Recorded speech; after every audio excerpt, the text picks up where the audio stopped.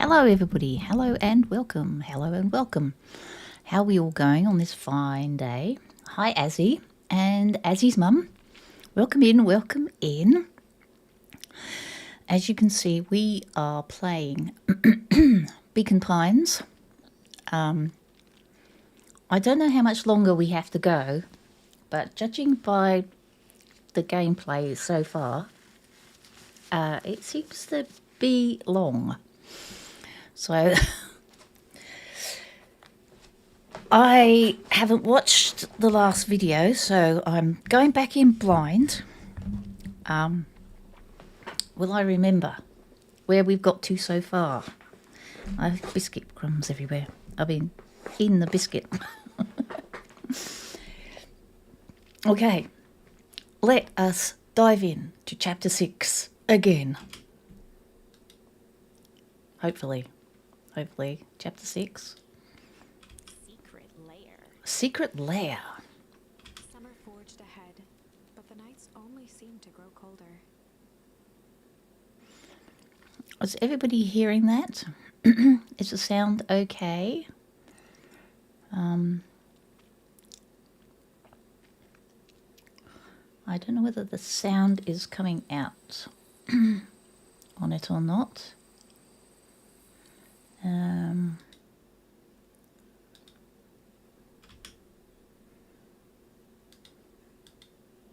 walked home slowly under the pale starlight, cautious to avoid any more surprises lurking in the shadows. Game sound is low. Okay. Audio.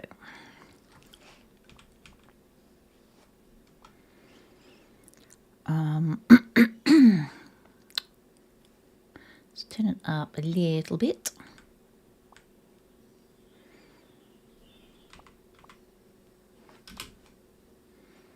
Okay. Reaching home, he slipped quietly into bed, half dreading what they might discover the next day. Is that better? Does the game sound better now?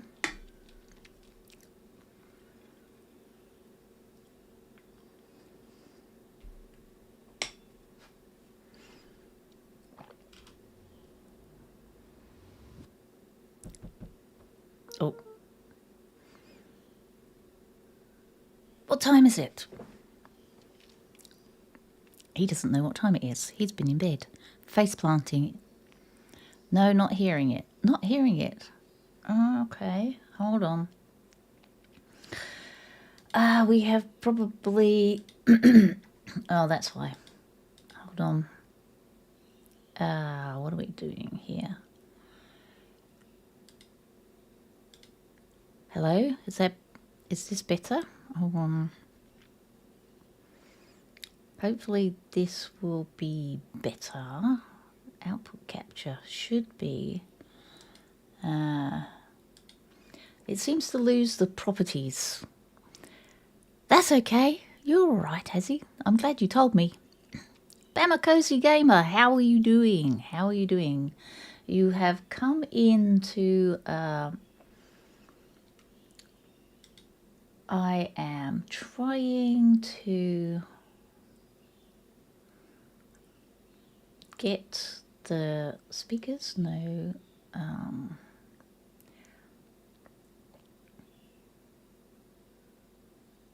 NVIDIA. I don't know whether that's better. I think I the audio output capture. Trying to get the audio up and back. It doesn't seem to be... you can hear me, yeah. My audio is fine. It's the game audio that's not working. Just have to keep... I'll keep doing it, just, you know... it's funny because this game actually doesn't have very much in the way of audio except when the narrator is talking. Okay. It's game sound, Bama. Yeah, game sound. Okay. What time is it?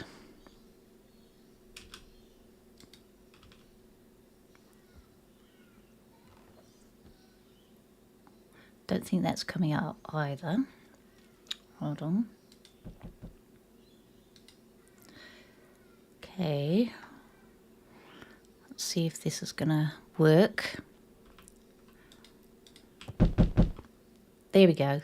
Now we've got sound. We got sound now. There we go. Apparently somebody's banging on the front door. Yes. Oh. Rolo. What on earth? Rolo, what on earth is it? That ridiculous thing on your head. Oh, this? It helps me think. Is it too loud now? Let me know if it's too loud now. I can turn it down. I think this is a new branch using flight instead of fight. That's right. That's what we're going to do. You're right, Azzy. You're going to need a lot more of those. Joke all you want. We'll see who's laughing when I crack this case wide open. The coast is clear. Yep. What's she been up to this week? It's been keeping her busy most of the day. This is Granny, isn't it? So Gran. So they're trying to find out what Gran's been up to. That's right. I remember now. So they've come into the house. They're going to sneak around and try and find out what Gran's been up to. Very well. He's got a deerstalker, but he hasn't got a pipe or a violin. The game is afoot. Luca and Beck rolled their eyes as Rolo strutted across the room. If I were Gran, where would I hide my deepest, darkest secrets? Perhaps where you might least expect it. Rolo flung open the cabinet with confidence. Aha! Coughed as a veil of dust hit his face. Fake Granny has to go. I think Fake Granny is actually part of the group that are. I don't think it's Fake Granny. I think it's a spy come in as part of the group that's trying to help the town, but I'm not sure. I think it's safe to assume any Granny just screams is the real Granny. Thanks, Azzy. Oh, dearie me. There's a lot of us grannies out there, I'm telling you. Anything that's that dusty isn't what we're looking for exactly. You're right. Or maybe that's what she wants you to think. Then again, any good detective knows not to trust their first hunch. First hunches are for suckers. Okay, where are we going now? Eureka! She's lit a fire in order to burn the evidence. She keeps that fire going every day, Rolo. Drat, it may already be too late. Just think of the mounds of documents lost to the ash. Okay. I'm going to stop you right there. Can we just think for a moment? Luca, is there anywhere Gran doesn't want you to go? Yeah. The closet upstairs. So maybe it stands to reason that we should check there first. No dice, it's locked. Well, well, well. Look who stands to reason now. Well, you're not making any sense, man. And I have no idea where the key is. If it's really important, then she probably keeps it with her. Anywhere else? Sandra! Miss 500, I know. I'm busily trying to make a 500 subscriber video at the moment. But the weather has been against me and everything has been not quite going right. However, it will be there soon. Probably when I get to 600 at this rate. Oh, dearie me. Tech. I'm fairly techie for a 70-year-old, but my goodness me. iPhones not talking to PCs has me a bit beat at the moment. She has her berry bushes. Who has ever thought I'm going to take this important thing and I think that's supposed to be chuck it in a bush? True.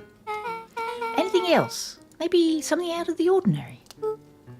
Well, she's always worried I'll break her fancy dishware in the kitchen. But it doesn't matter anyway, I can't reach the latch. A look of realization crept onto Luca's face. All three kids snapped to glance at each other, then sprinted in turn toward the kitchen. They're going to stand on each other's shoulders, I bet. Off they go. All right, Rolo.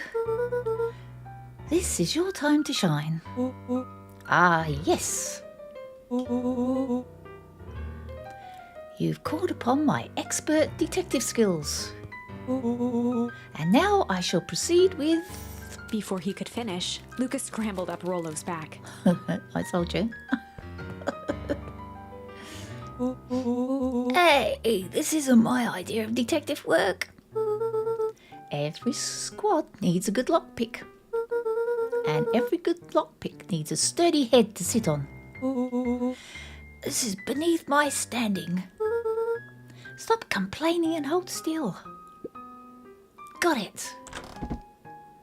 Uh-oh. The three crowded around the hutch to peer in. With the glass doors opened, a perfect porcelain display gleamed in front of them. Uh-oh. Don't break Gran's porcelain. Guys, be careful. Their eyes searched for anything amiss. But the only distinct feature was its impeccability. Well, that was anticlimactic. Yeah. I don't really know what we were expecting. Like, oh hey, let me just yank on this random teacup and... As Beck pulled on one of the teacups, it slanted forward with a hollow click. Uh-oh. The entire hutch began to wrestle and slide under its own power. Uh-oh.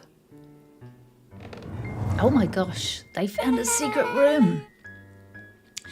Seems like your Gran has been doing some remodelling. Dude, only 2 types of people have secret lairs. Evil masterminds and superheroes. I think Gran's a superhero. I'm on Gran's side here. So which do you think she is? We're about to find out.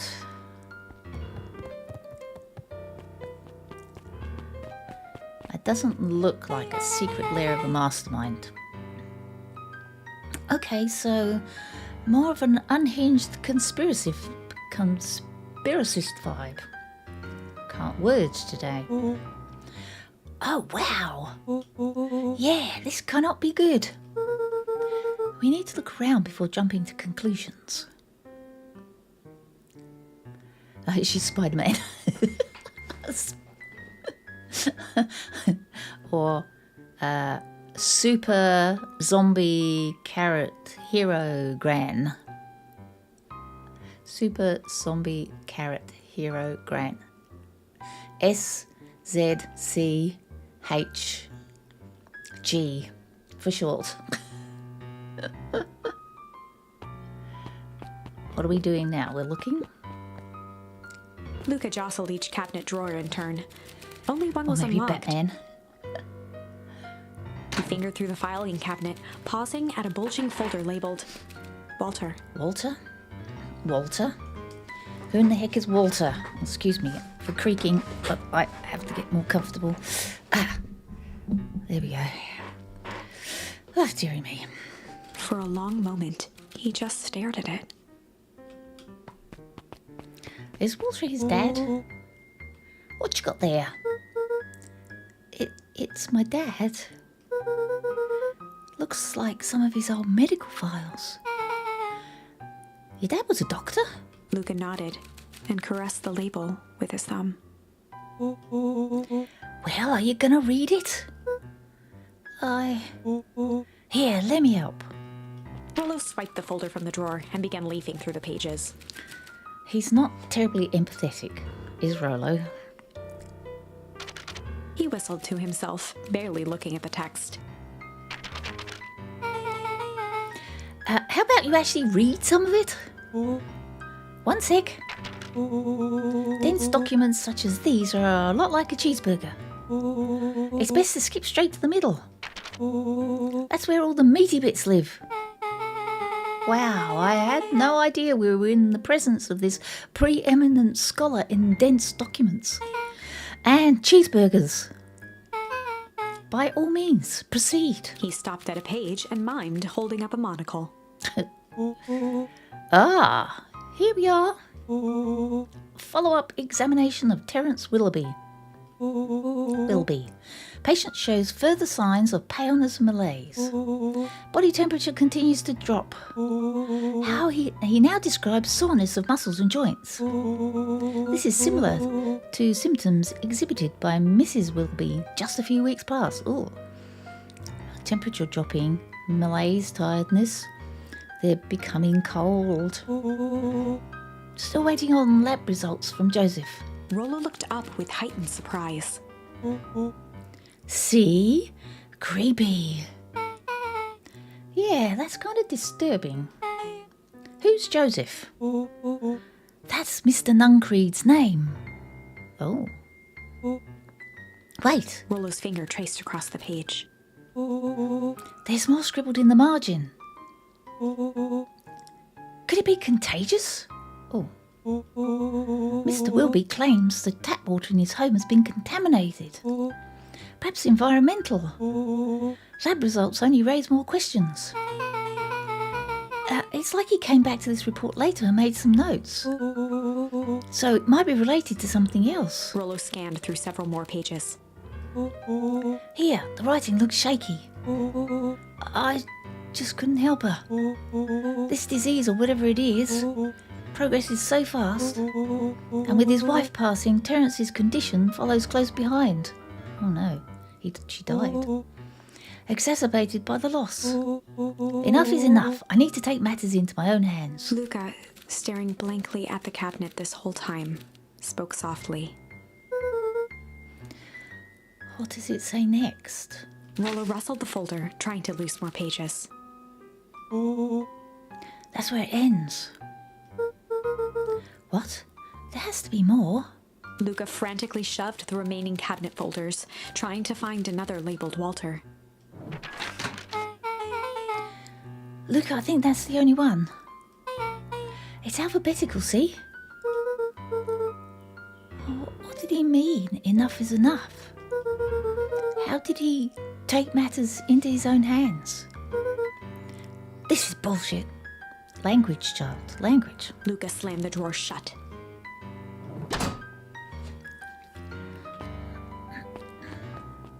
A spider web of string connected photos of people from the town, interspersed with hastily scrawled notes. Ah, this is her detecting board. Well, she sure has kept herself busy. Hey, your granny's a serial killer? 'Cause I'm starting to get a vibe. Don't be ridiculous. Sure, she's just tracking the movements of everyone in town, out of the kindness of her heart. She put little symbols by some of them. Yeah, Mr. Nuncreed has a check mark. The clipboards are all inside a big circle. My mum's are both on there. Both with question marks. Gus Valentine has a question mark. Eris has a question mark that's been crossed out. Ah, Mr. Kerr has a bullseye. The killer has chosen her next victim. We don't know what any of it means. Whatever it means, it's probably not good. Okay, anything else? What do we have here? Barrels marked caution explosive. And jam jars. That's enough jam to feed the whole town. What kind of incendiary jam is your Gran making? Incendiary jam. Oh, I got a incendiary. Ooh, cool. She wouldn't have had me walk around the town delivering bombs. Right? Only one way to find out. Rollo casually spun open a lid and dipped his finger in the jam. Now, if it's got explosives in it, don't taste it, Rollo. Huckleberries. Oh, he tasted it. He smacked his lips. A hint of brown sugar. And... ink? What? Rollo plunged his hand in the jar, fishing out a soggy slip of paper. Jam is a blast. Oh, dear me. Aha! Rollo offered the slimy note to Luca and licked his fingers clean. It's addressed to Mrs. Fratelli.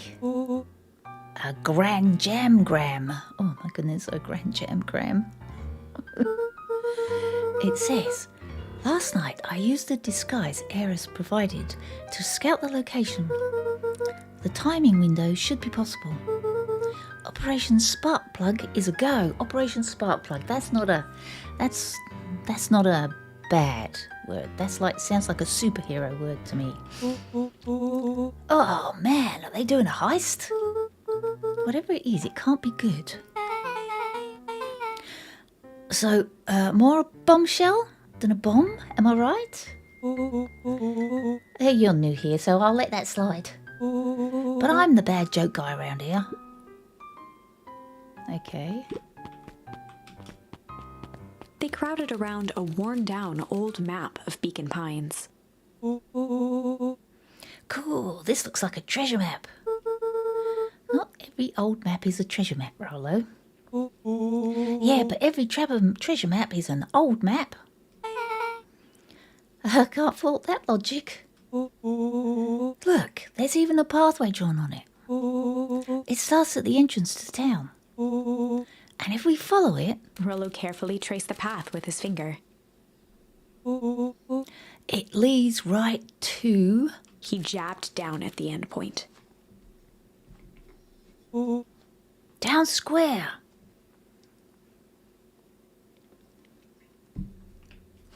Sorry, hydrating. That's the fountain in the middle of town. Oh, that fountain. That's the fountain where the source is. Oh, what a weird place to hide treasure. Rollo, that doesn't look like a treasure map to me. The end of the path on that map has the same symbol as these explosives over here. They're going to blow up the source. So, it's not hiding treasure. A real bummer. Rollo, what's the thing you've been excited about for the past month? The festival. Oh. Did you just say oh? This feels like a kind of situation. The source is the original town. Oh. Okay. Everyone will be gathered near the centre of town. Maybe they're going to blow up the fountain so that they can find the source. She's going to blow up the festival. Not if we stop her. Uh-oh. What was that? Luca looked up from the map. Hello. What was that? No, I heard it too. That was the front door. Which means someone just shut the door. Which means someone's upstairs. Shh, quiet. Hit the lights. Beck flicked off the light, and they became statues in the dark. Overhead, creaking floorboards bent under slow, deliberate steps. The kids looked up, the tilt of their necks following each footfall. Who is it? Is it Gran? Is Gran going to catch them? Then suddenly, it stopped. Who's been in my my cabinet. Without realizing, they'd been holding their breath. All three exhaled shakily and glanced at each other. A muffled male voice broke the silence. It's a man, it's not Gran. Hello? A final few footsteps reached the entrance above them, and the voice now echoed down the stairs. Hello? Anyone down there? The three kids shuffled to the corners without a peep. As he began to descend the stairs, the man's voice punctuated every new step. Thump, Yoo-hoo! thump, I'm not here to hurt anyone. thump, I'm just here to help. thump, Just... thump. At the bottom step, the man paused, squinting to search the room for signs of life.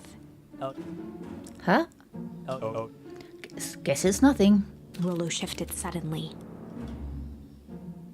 Luca gave him an intense, chastising look and whispered through clenched teeth. Don't. It was too late. Rollo was already inching toward the stairway. He screeched as he charged toward the shadowy figure. Flaming chicken coop! With all his weight, Rollo tackled the man to the ground. Rollo!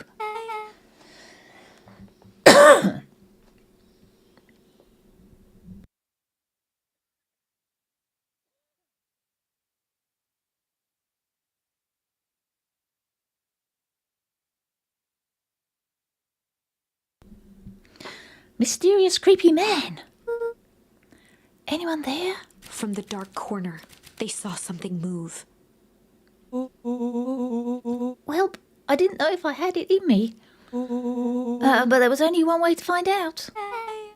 Holy crap, Rollo, that was awesome. Wait, did you just kill that person? Luca scrambled to the hunched figure on the ground.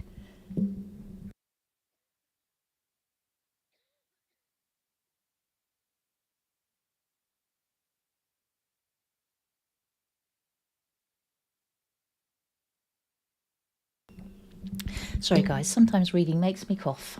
I have water and stuff, but sometimes it doesn't help. Pressing his fingers to the man's neck, he sighed with relief. You sure clobbered him good, Rollo. He's knocked out cold. As Beck flicked back on the light, Luca and Rollo both gasped in stereo. Mr. Tolliver!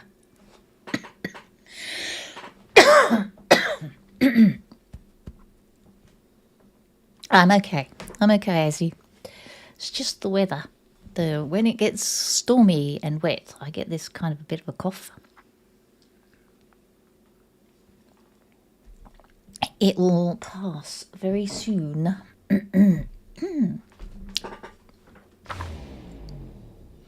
Uh-oh. Chapter 7. Oh, we went to chapter 7. The Interrogation of Hiram Tolliver. Still unconscious, Mr. Tolliver slumped heavily in a shoddy old chair. His hands were bound with rope, his feet tied with some loose string. The kids huddled in a circle, discussing their plan. One thing was certain, they couldn't just let Mr. Tolliver go. They needed to know what he was doing in Luca's house. Oh, what are they going to do with him? After some deliberation, it was decided. They ran the classic good cop. Hard cop? Maybe? Let's try that one. They'd run the classic good cop, hard cop interrogation. Uh-oh. I'm not sure this is going to go well. Brandished a steely gaze. I've got this. Read about it 100 times. Rollo swaggered past the chair which propped up the slumping Hiram Tolliver. Without even looking at his captive, he began with a long, blustery drawl. Well, Mr. Tolliver. Mr. Tolliver remained motionless. That's because he's unconscious. Rollo spun around to face him. He'd clearly expected to rouse Mr. Tolliver with his booming voice. Mr. Tolliver. Beck and Luca gave each other an unsure glance. Rollo slammed his fist on the table. I said, Mr. Tolliver. He grabbed the table lamp and beamed it onto the unconscious face. Mr. Tolliver groaned and slowly lifted his head. He recoiled with a muddled, weary squint. Oh, poor Mr. Tolliver. I don't think he's bad. Oh, what in the world? The chair wobbled as he attempted to straighten up. Who? Who's there? Mr. Tolliver could only make out rough shapes through the glaring light. With a gruff tone, Rollo hoped to both conceal his voice and intimidate. I'll be asking the questions here, punk. Now, hold on. Let's just calm down. Oh, I am calm. Calm as a carrot in dirt. As for you, looks like you're sweating. The doubtful expression on Beck and Luca's faces transformed into awe. We can do this my way, or... Well, let's just say I've never needed another way. Rollo, hitting his stride, was now channeling every detective trope his memory could recall. He slammed the table again. Now dance! What? I don't even... Mr. Tolliver's voice became desperate. He was nearly in tears. You've tied me down. How on earth could I dance? Dance with your mouth, punk. Spill the beans. What are you doing poking around in this house? I'm here to help Juniper. To make sure everything's ready. Oh, so you're in cahoots with Gran? Gran? Mr. Tolliver was in a daze, now more confused than ever. Dee Dee, hi. Just dropping in for a quick like. Thank you very much. I hope you're having a good day. We're just interviewing this poor guy right now.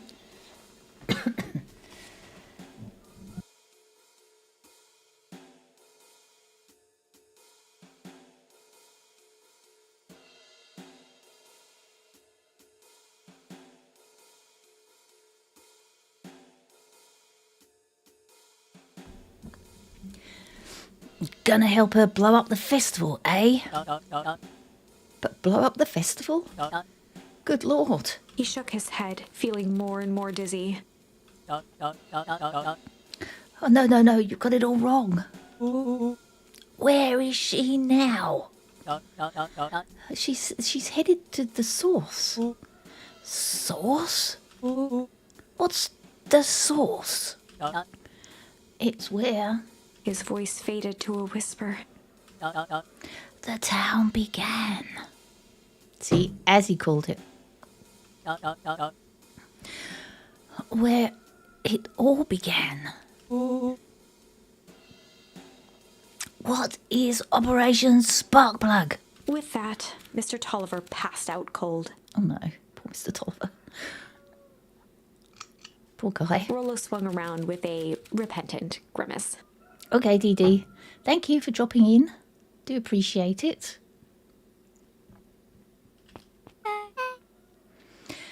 Damn, Rollo.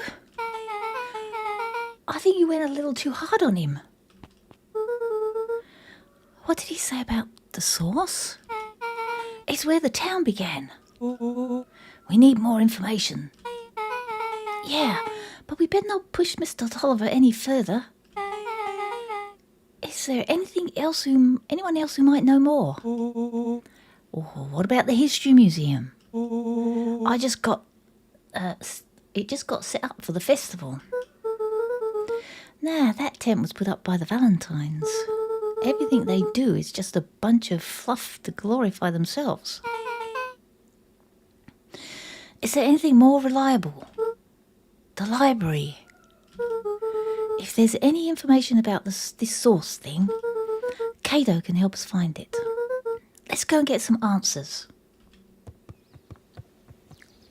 Here we go.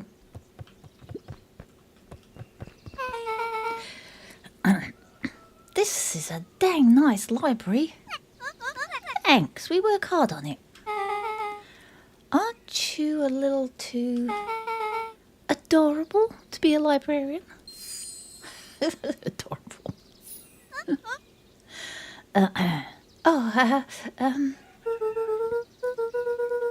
Cato hung out here so much, eventually they gave him a set of keys. I just keep an eye on the place for Miss Novak sometimes. They got you working for free. It's quiet and I get access to all the books I can read. What more could a person want? Fair enough. What can I do for you all? We need a favour. I already told you and Rolo. I can't put you any higher on the wait list for the next Hank Atomic. And if you're here with more candy, I'll have you know I can't be bought. Call it a personal code of conscience. Actually, we're looking to do some research. Now you're speaking my language. What are you looking for? That's the thing, we sort of don't know. What do you got on the history of the town? There's the Country Record Archives. What's in those? Births, deaths, newspaper clippings, stuff like that. Pretty boring reading. But they do go all the way back to when the town was founded. Great, we'll start there. Chapter 8. 6 feet under, 3 towns over. The kids spent the rest of the afternoon combing through dusty piles of old county records, desperately searching for anything that could help them make sense of Mr. Tolliver's cryptic utterance. Luca tried to shake the thought of Gran's basement, but his focus wavered. Explosives, messages hidden in jam, dossiers on various town figures, and a corkboard threaded with photos. Gran was the only family he had left. He still couldn't bring himself to believe the worst. But the old map with the symbol of explosives in town square made that difficult. As the sun began to set, the kids were no closer to the truth.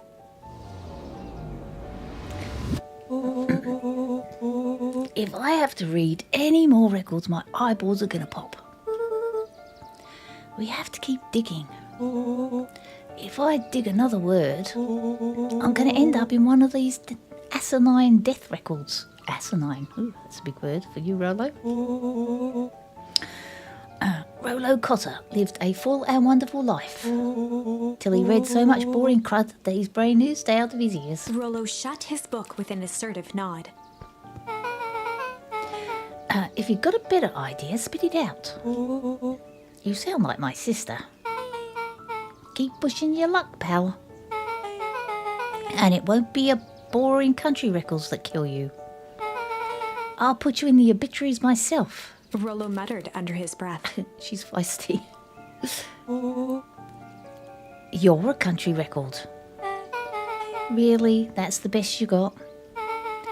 When I'm done with you, you will be the footnote in history. Just like... Beck slammed her finger down on the open page before glancing down to read. J. Hartford here. I'd love to see you try. Hey. We're all a little tired here. Let's just take a minute and... Something tickled the back of Luca's mind. Wait, what was that name, Beck? In the obit, J. Hartford. From the Brookfield Tribune 8 years ago. That can't be right. What is it? J. Hartford. That's my gran's name. Juniper Hartford. Maybe there were two J. Hartfords. Mrs. Hartford is survived by her young daughter E. Hartford. My mum's name is Eleanor. Okay, this is getting creepy. If your gran is 6 feet under, 3 towns over, then who am I living with? The question hung in the air. Ooh. All right, gang, gotta close up for the night. Beck rubbed her eyes.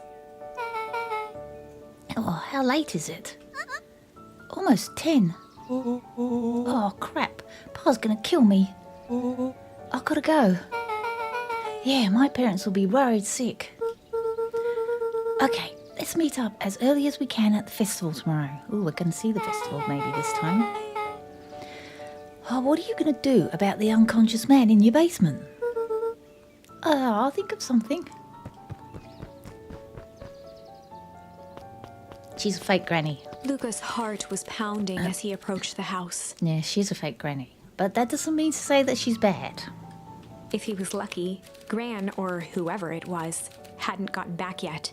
And of course, there was Mr. Tolliver tied up and unconscious in the basement. Dealing with him would be the first order of business. Luca shook out his arms to calm his nerves before entering. He's 12. Uh-oh. He held perfectly still, tempering his breath, and listened closely. She was asleep. His only hope was that she hadn't found Mr. Tolliver before dozing off. Okay, we're going to check on Mr. Tolliver in the basement. What the hell are we going to do with him? That is the problem. I mean, how likely is it that Gran has come in and not gone to the kitchen and noticed this? Yeah, I thought so. Oh, no. Mr. Tolliver was nowhere to be seen. Maybe he woke up and escaped from his bindings and left without a trace. Or maybe Gran knew everything. Yeah. What do I do? Luca's hungry stomach groaned. Not realizing it, he'd gone the entire day without eating. Okay, I can figure this out. Just need a little brain food. Luca rushed over to the pile of jam jars, unscrewed one, and shoveled a handful into his mouth. Oh, really? I think that's just going to give you a sugar high, kid.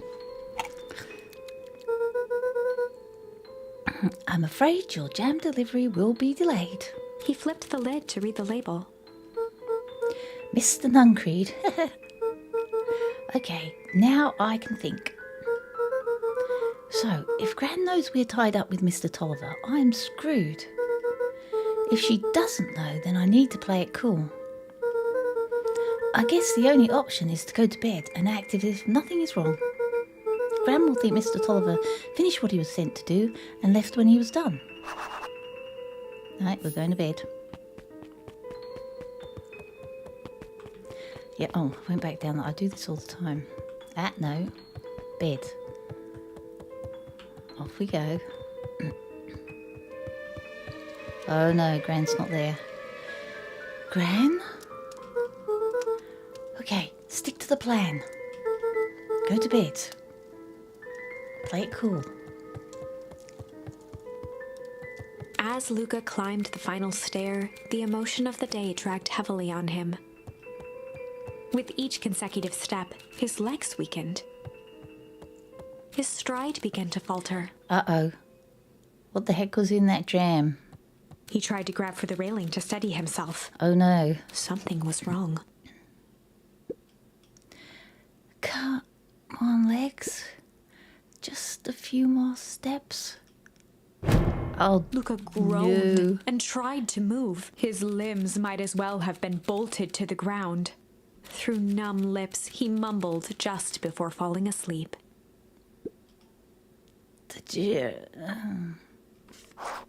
Uh-oh.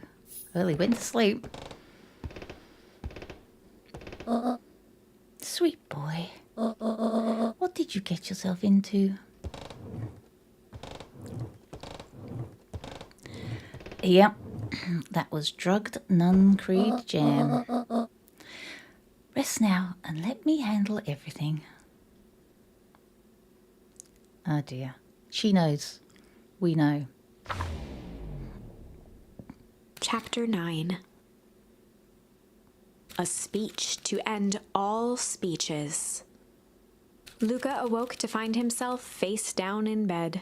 That's how he always sleeps. He moaned into his pillow. Why would Gran drug him? Or rather, why was she trying to drug Mr. Nuncreed? Because Mr. Nuncreed is a baddie. I'm sure. Shaking the questions from his woozy head, Luca snapped back to the matter at hand. Uh-oh. Indeed. Uh-oh. The festival. Okay, we're going to the festival.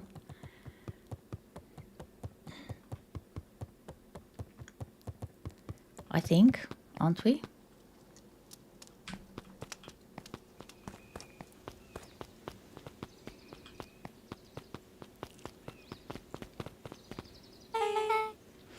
Where have you been?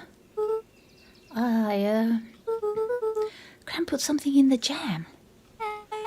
Yeah, we know. Secret messages for secret conspirators. No, this one, the one intended for Mr. Nuncreed. Put me to sleep. Whoa, ho, ho. Sly devil. Sly. We're getting loads now. I think she's trying to remove him from the equation. Yeah, that's right. You're a smart kid. He might be in danger. Have you found anything? We looked around but haven't seen anything odd. Your Gran is nowhere to be found. But Mr. Nuncreed is just loafing around waiting for the speech. What speech? Mayor Gus just got up to the podium. Everyone's gathering at the stage. Let's get moving. Well, here we go. Augustus Valentine nervously wiped his brow. Is this thing on? Hello, Beacon Pines. I'm August Valentine, your mayor, and I suppose you already know that. Before we get started, I just wanted to take a moment to recognise someone who couldn't be here today. This town wouldn't be where it is today without my father, Sharper Valentine. So I thought we could begin with a round of applause befitting such a great man.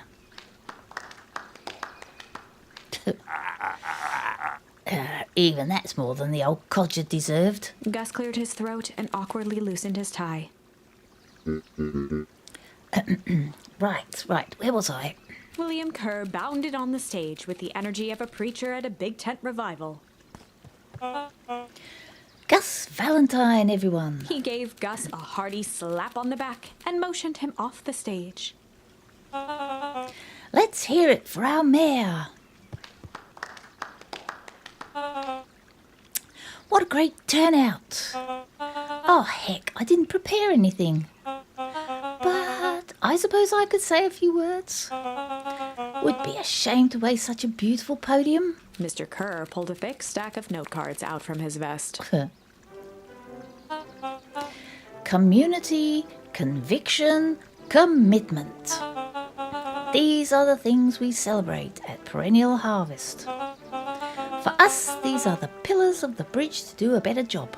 But I think it's time to add a new pillar. Change. Change is a powerful thing. It's inexorable, unavoidable, and undeniable. And I am dadgum thankful for it. Change is the reason we're all here today. It's hard for me to believe it was only 4 years ago when fate brought me here. A simple business trip which brought me to a small town which would change my life forever. Mr. Kerr took a moment to survey the crowd. You know what? He wiped away a single tear. From the second I set foot in Beacon Pines, something about this place has held me captive. You see, change represents opportunity. It represents potential. It was change that helped me recognize the potential of this place.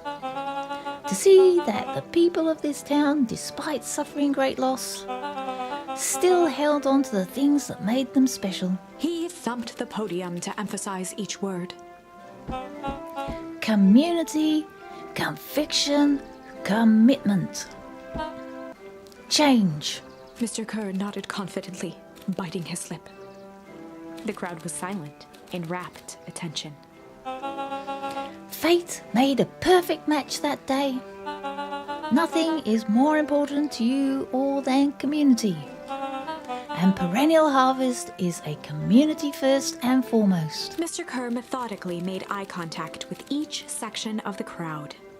The only way you made it through the foul harvest was an unshakable conviction. Sandra, cute story, but it's time for bed. Night night, Sandra. Have a wonderful sleep. Thank you for coming in. See you again soon.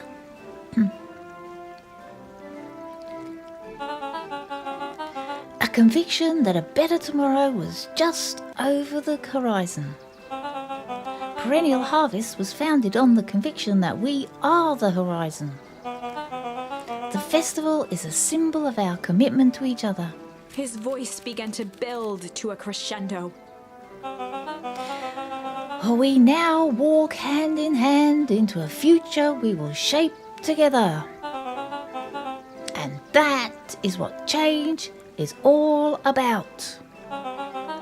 Grabbing the future by the scruff of the neck and making things happen. Change is a choice. I am tickled pink that we will be all making that choice together. How great is that? Just imagine what we can accomplish. Whoa. What was that? The crowd began to look around nervously. Don't worry, a little thunder isn't going to ruin this day. Everyone remain calm. Mr. Kerr quickly flicked through his note cards. Where was I? Through all of my travels, I have learned one true thing. One always reaps what they sow. We have all planted a lot of good in this town. And so it is with a happy heart that I can proclaim. He raised his hands up to the heavens. Our OMG. Granny blew up the sauce. At that moment, a merciless wall of impossibly cold air ripped through the crowd, instantly freezing everyone and everything it touched. Oh no. Oh my goodness. For a man like William Kerr, this was a fitting way for things to end. Yes. On a stage, with an entire town frozen in rapt attention for the rest of time. The end. No. There's that ice again! Whenever I think we're getting close, it comes along and ruins everything! Maybe we should just quit? Maybe you should just close the book, walk away, and never think of me again. No, not going to do that. I don't mean that. We got a little closer this time. We just need to try again, please. Okay. We tried hard. We tried sly. We tried chill. Well, I mean, we haven't tried sly. We haven't tried chill. Okay. Granny didn't blow it up. No, something happened. Okay. Okay, they run the classic. I'm going to go with sly. They'd run the classic. Luca and Rollo ducked behind a barrel, leaving Beck to her task. With a few crisp snaps, she roused Mr. Tolliver. What? What's going on here? You're that Mode Will girl. Please call me Beck. Sorry about all this. Mr. Tolliver looked down and shifted a bit, testing his restraints. It seems there's been a bit of a mix-up. You see, I'm down here for the same reason you are. Juniper sent you here? Beck caught herself before letting the surprise manifest on her face. She'd already gotten him to reveal his relation to Gran. This was going to be easy.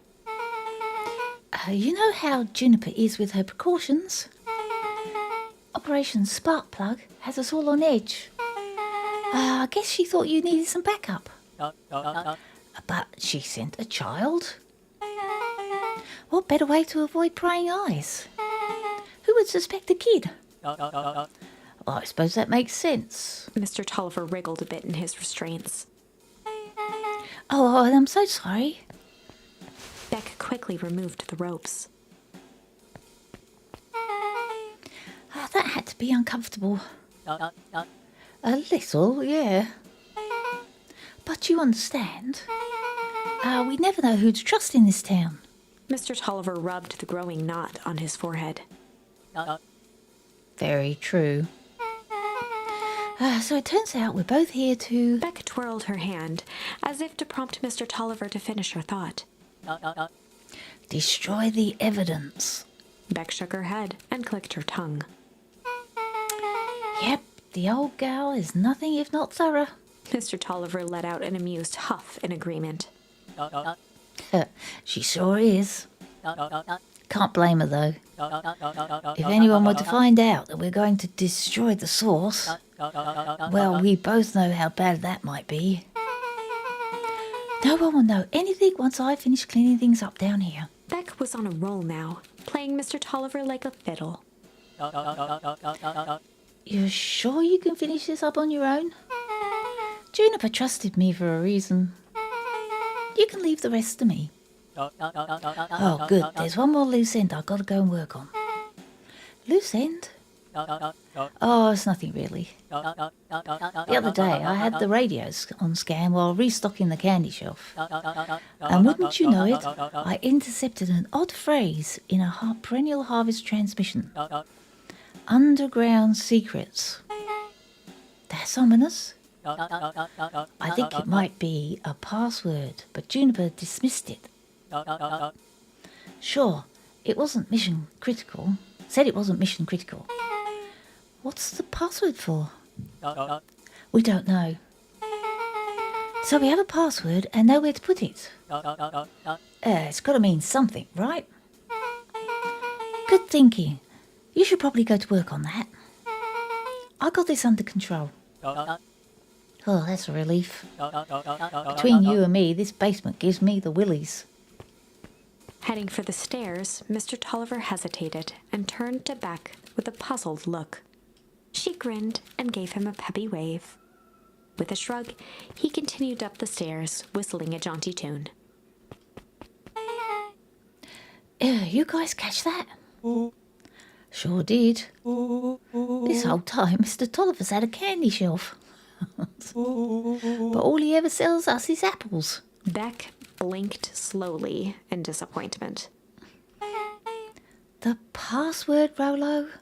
Well, sure, but once things are back to normal, I'll be having a word with Mr. Tolliver about that candy shelf. Fine. In the meantime, I've got an idea. She turned to the table and began tearing small scraps of paper. Hopefully we have chosen the right thing to do this time. Let's keep our fingers crossed. He said he heard a password on the radio. Any good spy transmission is never what it seems. Beck marked each scrap of paper and leaned back. We just need to find the hidden meaning. Okay. What's another word for underground? Buried? Covered? Could it be cover up? Maybe it's one of those each letter is a number thingies. So U would be 21, N would be 14, D would be... Oh, it's an anagram.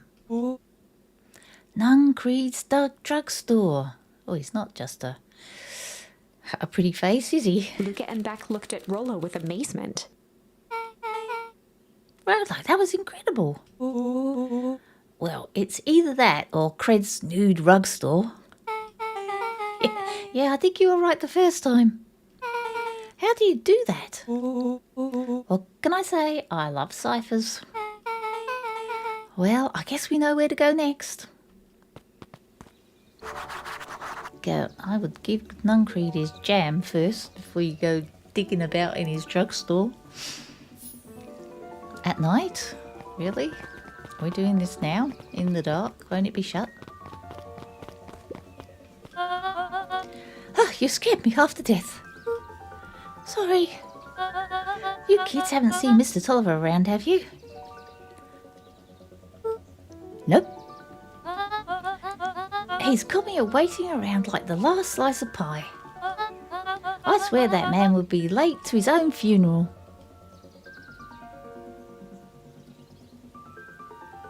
Okay. Oops. For a town that saw few visitors, the welcome was perhaps more grand than necessary. We've read that before, so...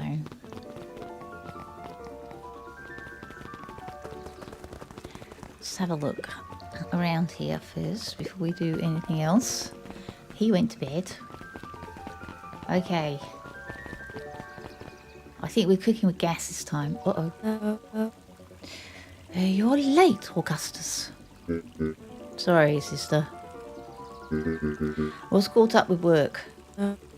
Work? You?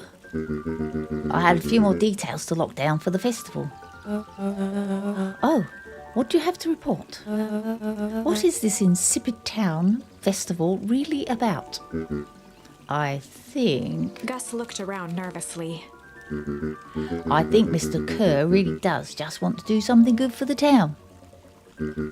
He's actually a pretty nice guy. You should spend some time with him. I didn't pull strings installing you as mayor so that you could make friends. Your job is to help me figure out what Kerr and Perennial Harvest's true intentions are with this town. We have a responsibility. This is our father's town. Was. Excuse me? This was our father's town. He's gone, Eris, and he isn't coming back. Father left us with nothing but problems. Mr. Kerr came here and offered to help us. We accepted that help. We didn't agree to them turning Father's warehouse into a toxic dumping ground. Hi, Sam. Welcome in, welcome in. We're deep in another iteration of this story. The last ending we just did, everybody got frozen again, so we're trying again. That is just a temporary arrangement. The glow can be seen from our damned backyard. They are dumping their nasty little secrets on us. When all this inevitably goes wrong, who do you think will be blamed? Eris's cry hung in the air. We have a new choice to make now, sister. This town is going to change whether we like it or not. Are we going to choose to be part of that future? Or be forgotten in the past? It's a shame. Father named you Augustus. But you will always just be a Gus. Good night, Eris. I'll see you at breakfast tomorrow.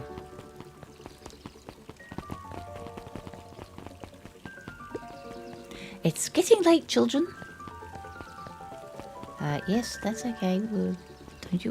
Let's go and see what the storyteller's got to say. Knowledge, he spat with a sneer.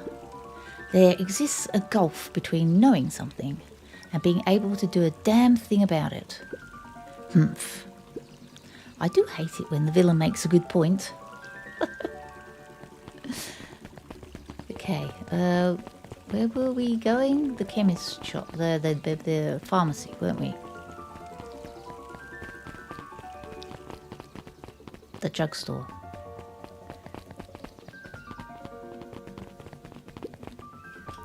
Solomon stood proudly at the entrance to the drugstore, holding a brown bag overflowing with black licorice. That's my favourite, actually. I love licorice. Hey, Solomon. We're looking for Mr. Nuncreed. Is he still in there? I'm afraid not. Then where'd you get the candy from? You might say we have an arrangement. Solomon shoveled a surprising amount of licorice into his mouth. Sometimes it's the small pleasures in life. Though we might not always have family to rely on. Licorice has never let me down. Well, I can't say licorice would be my first choice. But whatever floats your boat. You can tell a lot about a person by their choice of confection. Yeah, I guess. I like sour gobs. I'm certain you do. I always wondered why Mr. Nuncreed kept licorice in the store. You must eat enough of it to make it worthwhile. There are many ways to earn loyalty. For some, it's as easy as cold hard cash. Okay, now what are they going to do? Well, he's right, it's locked. There's got to be more clues. Okay, let's see.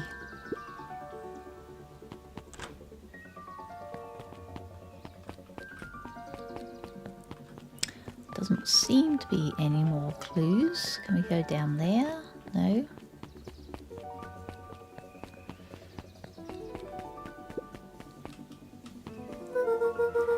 Have you ever seen anyone actually using this? Besides Mr. Nuncreed, no. Beck cupped her hands on the glass to peek inside.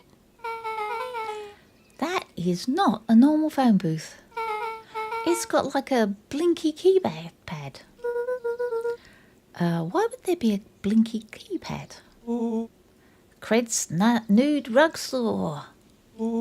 I mean, underground secrets. The password. Cranny, the Get Smart treatment. That's right. We're going into the phone box. Beck flung open the door and they all squeezed in. Uh-oh, this could not be a good thing. All right, let's see here. Luca cracked his knuckles and entered the letters into the keypad. Underground secrets. Sounds like that did something. Great. Now what? I guess we... Whoops. The inside of the phone booth dropped loose from its shell. Without even the space to panic, they closed their eyes, held their breath, and accepted their fate. Suddenly, the chaotic descent slowed to an effortless landing. It was unclear where they ended up, but at least it was solid ground. The air was stagnant and smelled vaguely of chlorine. I knew it. You knew that there was a secret hub full of strange tubes under the phone booth? Of course I did. Didn't I say that? No. I definitely thought it. Luca, do you remember when I said how cool it would be if the transdimensional conduits from Hank Atomic issue number 12 were real? Rolo, at one point or another, you've said that about every technology ever discussed in Hank Atomic. That's why I'm such a good predictor. It looks like each of these has something written on them. Okay, we're looking. Mining Operations Alpha. You guys have mines here? No death. Look out for hazmat suits. I know this is gonna... I feel this might end up badly, but Not that I know of. This town is all farms and fertiliser. And a series of tubes, apparently. Pa always said you can only trust a miner up to the point when they hit gold. Not sure how that wisdom applies to this exact situation. That's the thing about Pa, you don't always realise what he means until it's too late. Okay. Perennial Harvest main office. Ah, that's where my mum works. What does she do? Science stuff? Is she involved in all of this? We just moved here. How could she be involved? True. Valentine Fertiliser Warehouse. Isn't that where you almost got snatched? Yeah. Why would Perennial Harvest have a tube going to the old Valentine place?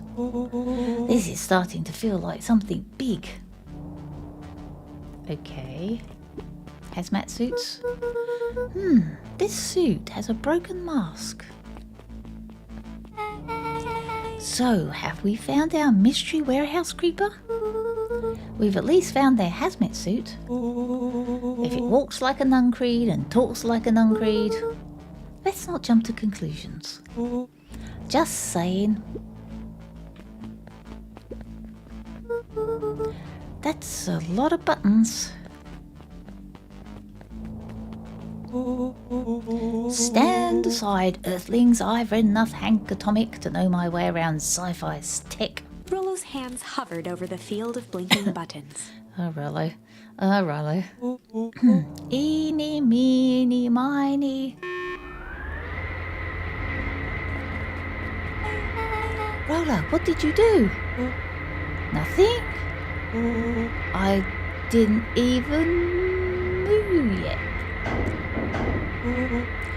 What was that? Hide! Where? There's nothing but weird tubes down here. Just get back.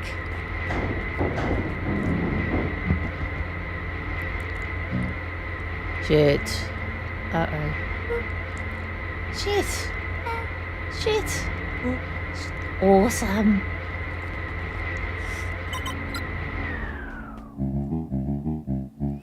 You all need to come with me now.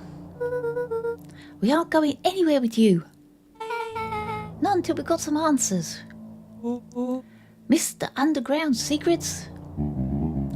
I told them it was an absurd password, but they love anything that makes them feel clever. They who?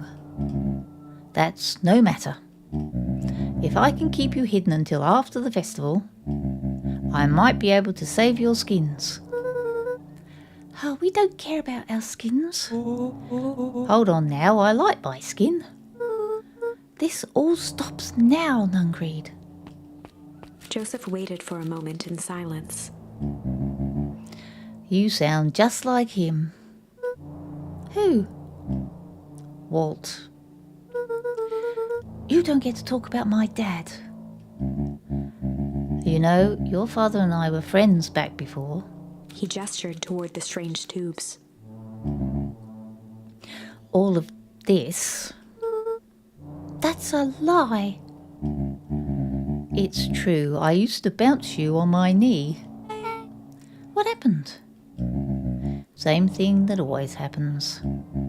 Reality, complications, life. We were a team, Walt and I. An idealistic doctor and a bright-eyed pharmacist. Both hell-bent on helping folks. So you were his sidekick? No. We were partners. He helped the patients and I helped him. Yep, total sidekick. Nuncreed let out a growl of a sigh. Luca, I need you to know this. I need someone to know this. One day, Sharper Valentine comes to us. Says he's got an opportunity. He'd found something he didn't quite understand. and he was willing to pay us both handsomely to help him understand it. And my dad said no. Your father and I both believed in helping people, but the thing I could never get him to understand was it's a lot easier to help others if you help yourself now and then. Classic sidekick into villain plotline. Wart loved being righteous, almost more than he loved his family. He was wrong about one thing, though. When he begged me not to take the Valentine's offer, he said, "Joseph, if a person says yes to one time to Sharper Valentine, he'll make sure they keep on saying yes to him until the day he's dead and gone." He shook his head wistfully. Sharper's long gone, but he's still got me saying yes. Is there a point to this sob story? Not really, no. Just an old man trying to delay what needs doing. Nuncreed took a menacing step towards the children. I tried to keep you safe.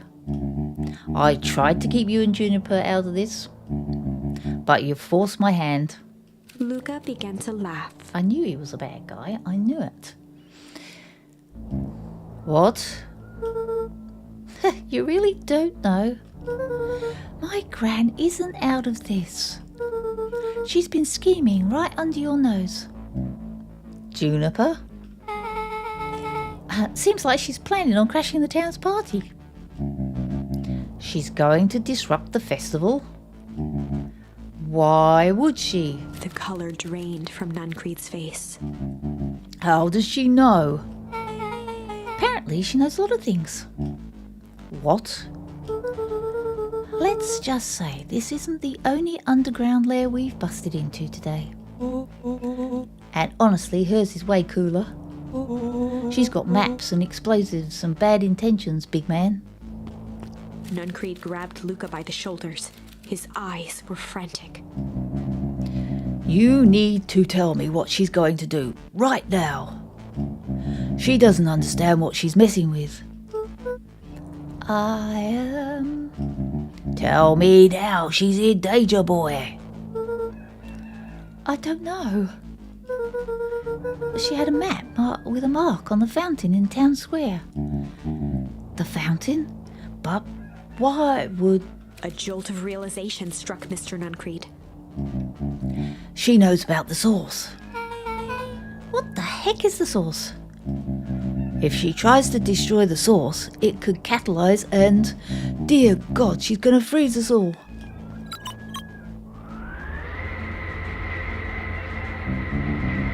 You'll need to run. Run where?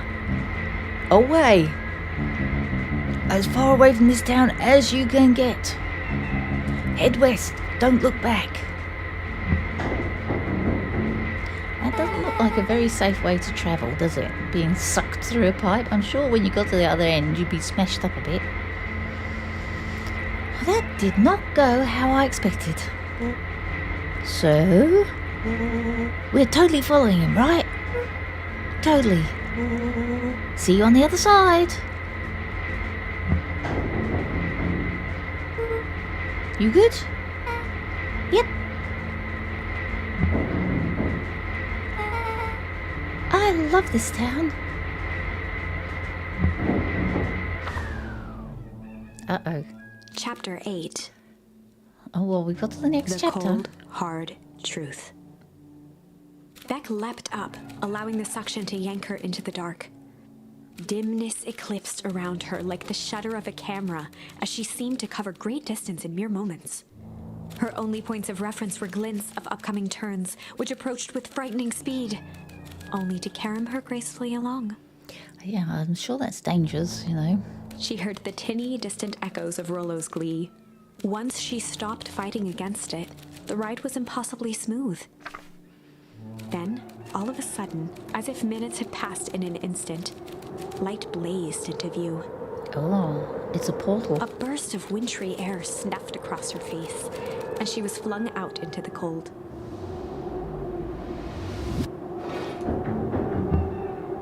Uh-oh. They've portaled into the source? This is the source.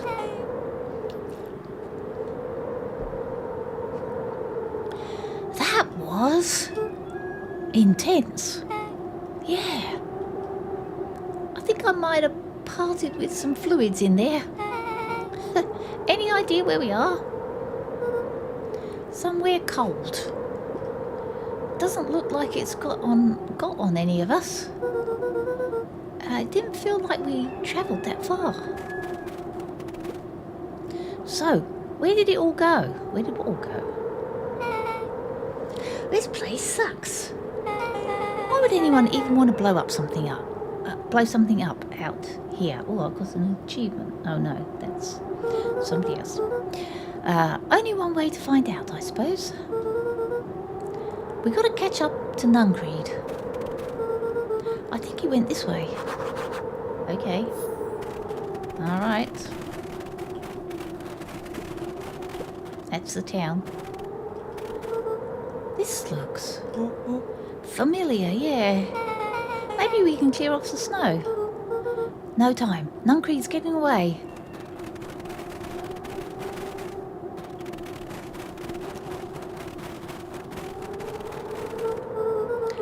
Okay, this is starting to feel really familiar. I may not be the most well-versed on all things Beacon Pines, but this does look like some sort of frozen replica of the town. Ah, I got it. It's so obvious now. Mr. Nuncreed is an alien. That's what you said. Zombie aliens. Zombie alien carrots. Oh dear. That's what you said, Azzy. Stick with me here. This species can only live in sub-zero temperatures. Oh boy, here we go. The source is their base camp dimension, so naturally they keep it cold. We found it by travelling through those metallic wormholes back there. The final objective, kill us all and shapeshift into Beacon Pine citizens of their choosing. You never really had me, but you very much lost me there. You get used to it. We should keep moving. As they rounded the corner to the frozen town square, they spotted Mr. Nuncreed inching cautiously toward a pit at its center. He held his arms out gingerly, as if approaching a beast in the wild. Oh, maybe... I don't know. They're in the source, right? If she drops that dynamite down the hole, then that will destroy the false town. What do you think? What do you think's going to happen, guys? I don't know. I don't know whether this... Because obviously Nan's the good guy. Mr. Nuncreed is obviously a bad guy. Mind you, though, who is Nan? Maybe she's some CIA agent or something, or a Fed. Upon closing the distance, Luca recognized what Nuncreed was after. Could work, but need the fireworks. Okay. Gran stood confidently at the edge, one arm outstretched over the abyss. Nearby, a wheelbarrow had been emptied out. Well, she's chucked the explosive barrels down the hole. She held a lit torch, which flickered in the bitter wind. Faked her death? Oh, yeah, Bama. You're right. She could have faked her death. That's true.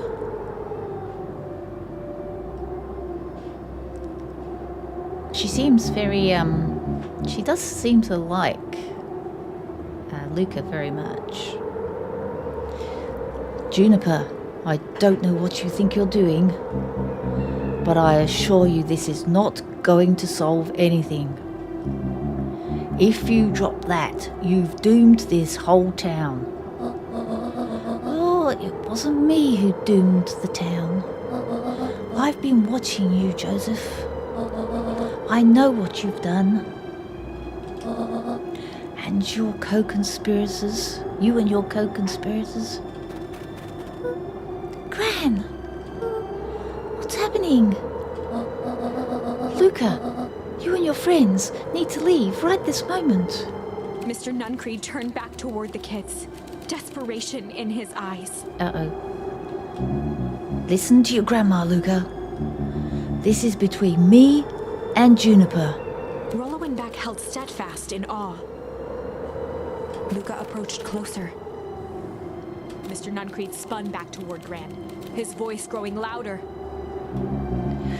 You got it all wrong, Juniper. Just hand over the torch. You don't understand what you're doing. How could I possibly trust you to do the right thing? Walt told me everything. He trusted you, and you betrayed that trust. Luca, did you know that this man's entire life is a lie? If it weren't for him, your father might still be alive. Mr. Nuncreed winced with anguish. His voice hardened. That's not true. They both now yelled, not to each other, but at fate itself, making their peace with long-held burdens. The wind howled with encouragement. Walt was like a brother to me. We just had different ideas about how to effect change. Very convenient that your way just happened to line your pockets. Now that's not fair. They menaced at each other, both catching their breath. The moment balanced on a knife's edge. Uh-oh. Oh no, don't tell me we have to make a choice. Luca's mind flooded with questions. The wind calmed, as if to give him the stage. And in the stillness, he began to... Oh no, what? Oh, every time I choose the first one, it turns out badly.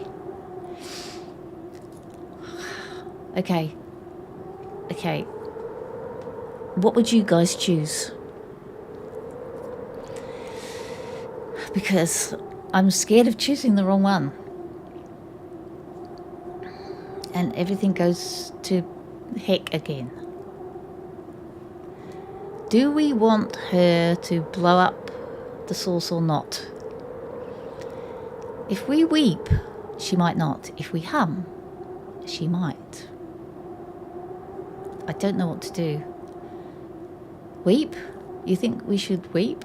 You don't think that she should blow up the source? Mum says weep. Okay, Mum. Oh, and Bama says weep too. All right, we're weeping. And in the stillness, he began to weep.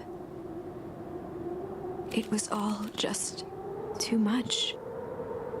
It's all her fault if it goes wrong. Falling to his knees, Luca whimpered softly. Don't blame your mum, Azzy. The tears crystallized as they hit the snow. Gran stared at Luca for a moment with warm sympathy, remembering why this was all necessary. This will all make sense soon, Luca. See, it's the opposite. It always produces the opposite to what we want. Then everything can go back to normal. I promise. She stiffened up and brandished the torch at Mr. Nuncreed. You can't hide behind those people any longer, Joseph. Once their precious source is destroyed, we'll see where their loyalties fall. Juniper, don't! Ignoring his final plea, Gran flung the torch into the deep darkness. I'm scared to press the spacebar. I'm scared. I don't know what's going to happen. This could all end terribly again. She smiled and exhaled in relief. Mr. Nuncreed moaned in resignation. The torch echoed as it ricocheted down the hole, punctuated with a thunderous thud. You see, Joseph, I've learned one very important lesson in life.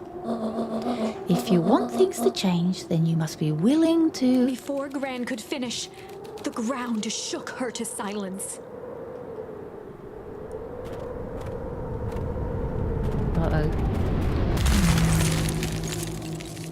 OMG.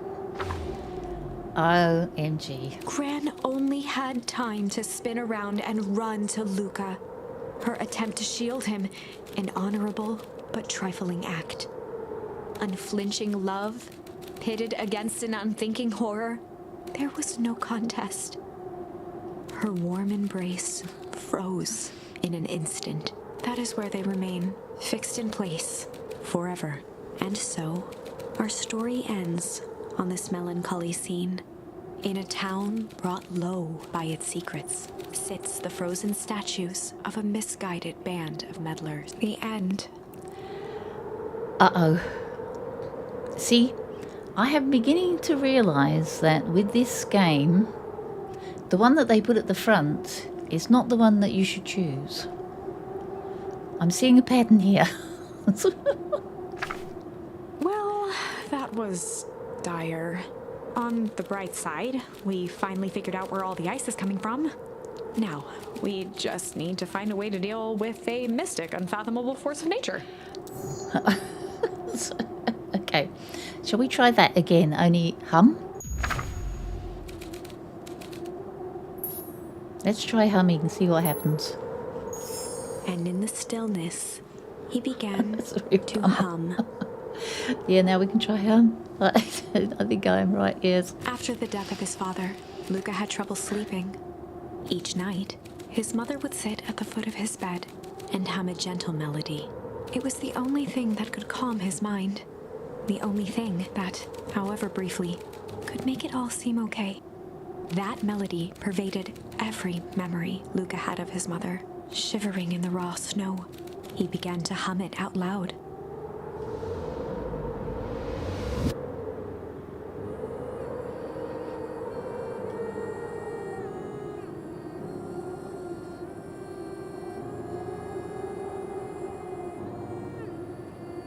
It's his mum's. It's mum's song.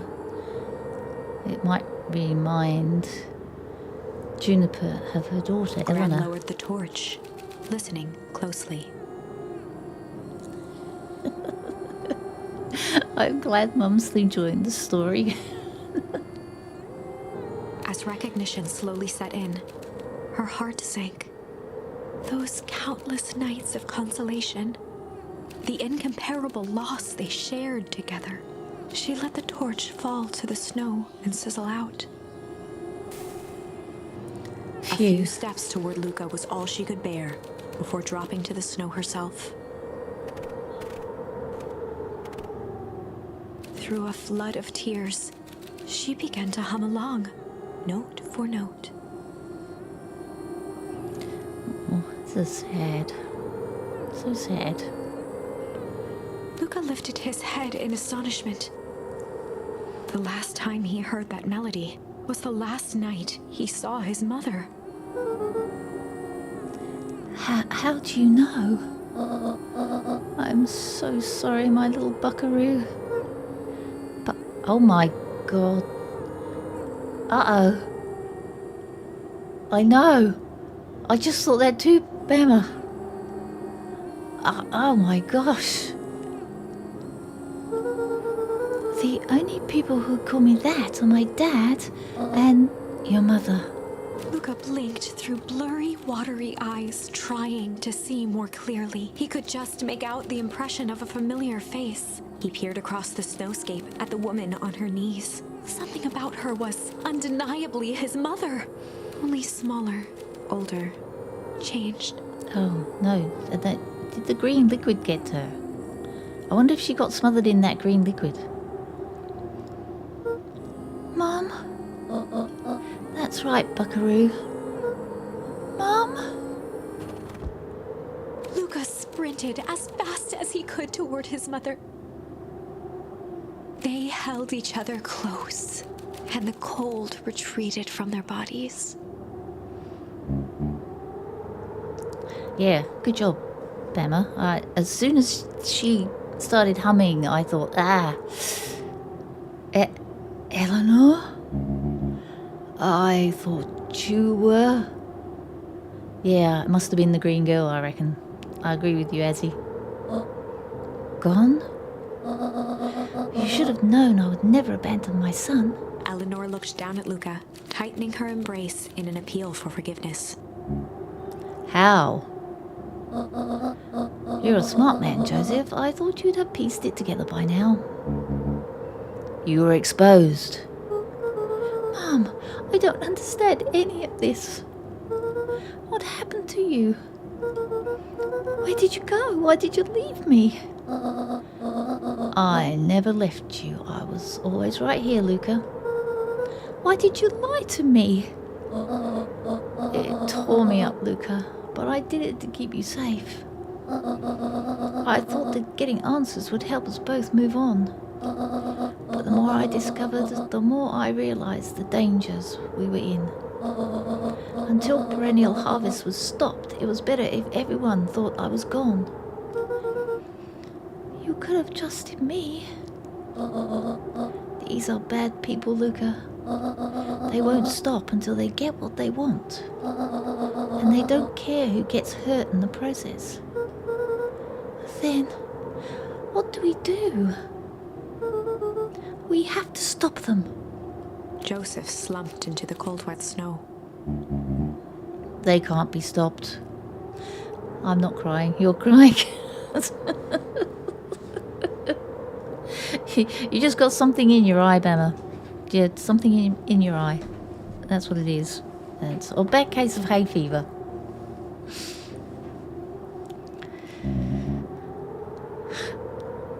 This is too big.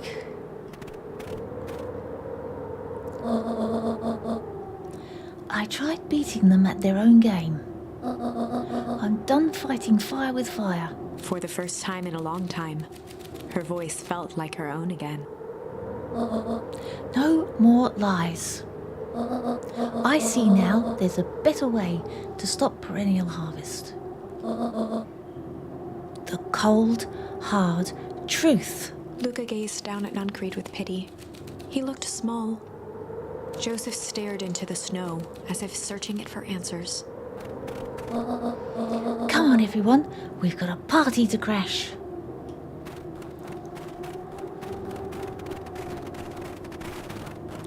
Come on, Joseph.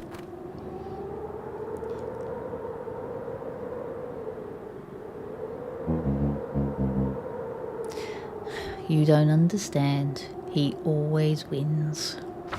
Uh-oh. Chapter 9. Chapter 9. Oh, that's chapter 9 again. We haven't got... Maybe chapter 10 is the end. The devil you know. 7 months ago. 7 months ago. Eleanor Van Horn crept down the maze of sterile hallways under perennial harvest. She stopped in front of the large steel door marked Deep Engineering. No turning back now. She raised a trembling hand. The stolen keycard worked as promised, and the door buzzed open with mechanical efficiency. She was immediately hit with the smell of disinfectant. It was some sort of laboratory. In one corner was a desk covered in papers. Across the room stood a tall metal pod with hoses protruding from its base. That's never good. She rushed to the desk and began shifting through the piles of papers. They were experiment reports on something called Tempus Liquamen. Tempus time liquid. There were dozens of them, every one stamped failed. Uh-oh. Eleanor heard the sharp echo of footsteps approaching. She was out of time. Her eyes scanned the room, eventually landing on the strange pod. Muttering a curse under her breath, she dashed over and dove inside. Okay. And that is what change is all about.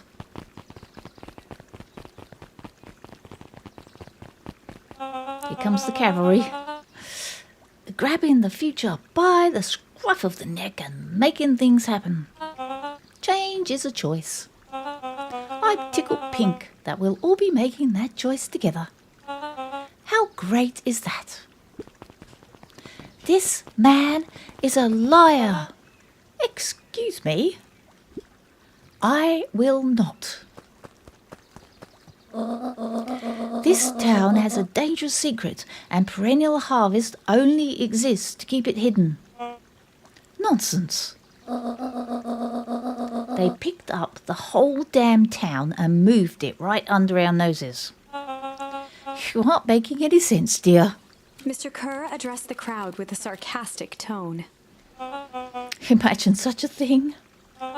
It's absurd and just plain impossible. They promised they could fix the foul harvest. They told us they would clean this place up. We just had to leave the town for a few days. But while they had us evacuated, Mrs. Hartford, I am afraid I'm going to have to ask you to... You're afraid of a lot of things, aren't you? You snivelling little worm. This is growing tiresome. A little help, please. Don't you all see? This festival is a sham. An excuse to have their whole town gather in one place. They're planning something awful. I don't know what, but these people are wicked. Don't listen to her. She has absolutely no proof. I am the proof. I'm Eleanor Van Horn. Whispers filtered through the crowd. Well, aren't you just as sneaky as the dickens? We all know Valentine's fertilizer was too good to be true. And now this whole town is paying the price. Ladies and gentlemen, I'm so sorry about this disruption. My associates will take this obviously disturbed woman somewhere comfortable so that she can get the help she needs. She's not the one who's disturbed. You two-timing clown. Yeah, Joseph, go, Joseph, go. You all know there's something wrong with this town. It was just easier to look the other way. The truth is...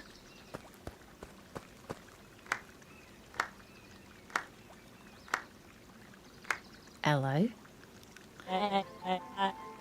That's quite enough, Mr. Nuncreed.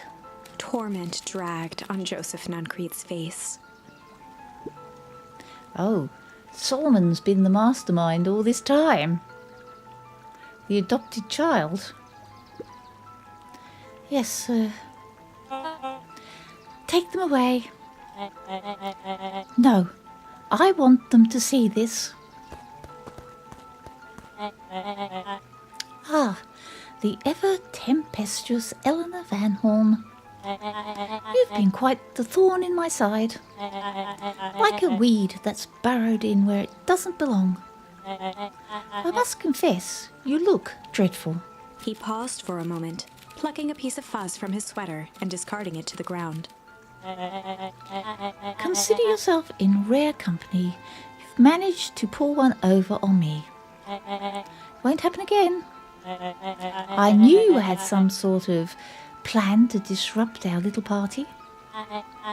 But alas, I expected something a bit more impressive than incoherent rambling. No matter, your failures are yours to bear. Mr. Kerr. Yes, sir. It's a shame it was cut short, but thank you for that rousing oratory. I will take it from here. Yes, sir. Of course, sir. You have done quality work for me, William.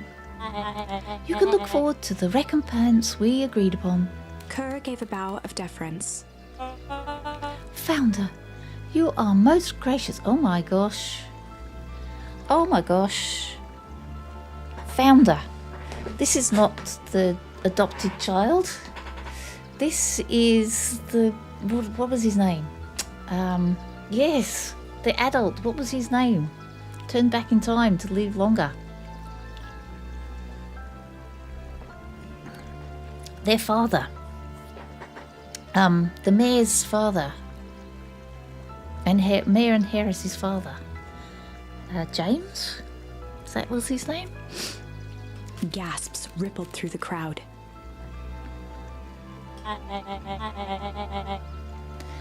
Thankfully, we can dispense with the formalities from here on out. Solomon pulled a glass vial from his pocket. Sharper. That's right. Sharper. In one smooth motion, he downed its contents. A triumphant smile grew across Solomon's lips. You can all call me Sharper Valentine. His body and face began to contort and expand as he disappeared into a belching green mist. Oh, oh. A hushed horror gripped the crowd. This is a story about change. What? No. Ah, so you didn't see that coming. Good. Sharper examined his new hands. Well, this is quite the improvement. Everything looks so much smaller now. Eleanor was right about one thing. This festival was a ruse. I wanted you all to witness my glorious return. He's not a carrot. He might be a zombie. He's not a carrot. With your own eyes. Why does everyone look so downtrodden? This is a celebration, people. Maybe it would help if we set the mood.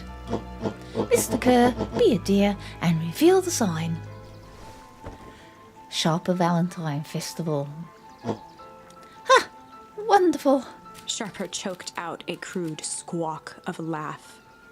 Frustrated grumbles sprinkled through the crowd. Sharper, you malicious bastard. Not malice. I'll take you back so I can tell you to your face. You destroyed this town. We ain't gonna let you get away with this again. Sorry, this is not the time for audience participation. Some assistance, Mr. Kerr. William Kerr gave a subtle nod to the clipboards. You coward. Does anyone else have something to contribute? A helpless quiet settled over the crowd. I thought so. Did you all truly believe you could be free of me? A town of complete and utter fools? You people should be celebrating my return. You clearly lost without me. Hey, Christian. Hey, Robert. Hi, how are you doing? We're on our second or third iteration of Chapter 9 here. And this is Sharper Valentine, who was supposed to be dead. But he was actually turned himself with the green goo into the little boy that got adopted. And that leads me nicely to my children. Daddy! I gave you both the greatest gift a parent can give. The opportunity to prove yourselves in my absence. Squandered. To say I'm disappointed would be an understatement. But Silence, Augustus. An adult is speaking. I don't know which is worse. A son who is completely hopeless, or a daughter with such potential who inevitably lets me down. Heiress, you failed me with admirable consistency. Thankfully, I was counting on it this time. Father, I have been wasting time, my dear. What have you accomplished? I was focused on cementing our legacy. Legacy? Who needs a legacy when you can just live forever? But what about? It's all right, kiddo.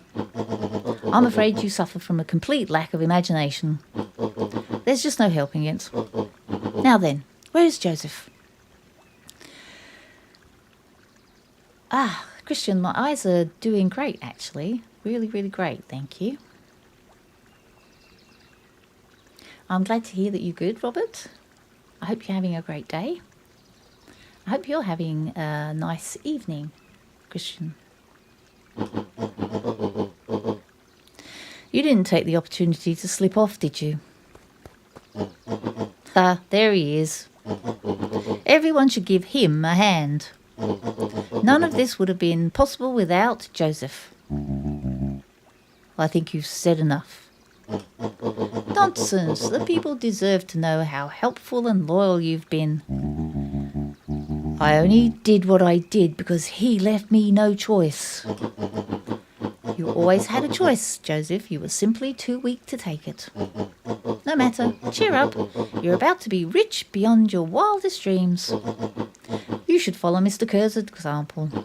When I found him, he was in a sorrier state than any of you. An aging actor desperate to recapture his youth. He played his part, and soon he will be able to play the leading man again. Forever, in fact, if he remains loyal. That goes for all of you. Well, those who haven't already frittered away my goodwill. Beacon Pines is mine again. I'm playing the new Zelda game. Oh, cool, Robert. Ah, I'm glad. I quite like the look of that. Looked pretty good. But it's only on Switch, isn't it? And I don't have access to a Switch. And I'm willing to share its spoils in exchange for absolute loyalty. Are you saying William Kerr was never in charge of Perennial Harvest? Huh. You think that puffed up blatherskite could have accomplished all of this? Dawn, I suppose it's time for your big exclusive. Sharper addressed the crowd with indignant pride. He'd planned this moment for so long that now, at the deed's fruition, it almost felt frivolous. You see, I needed a figurehead to hold things down while I orchestrated my return. Someone to misdirect, lie, and bilk this town for a spell. So I invented William Kerr. Take your bow, you've earned it. Mr. Kerr flourished a preposterously elaborate bow.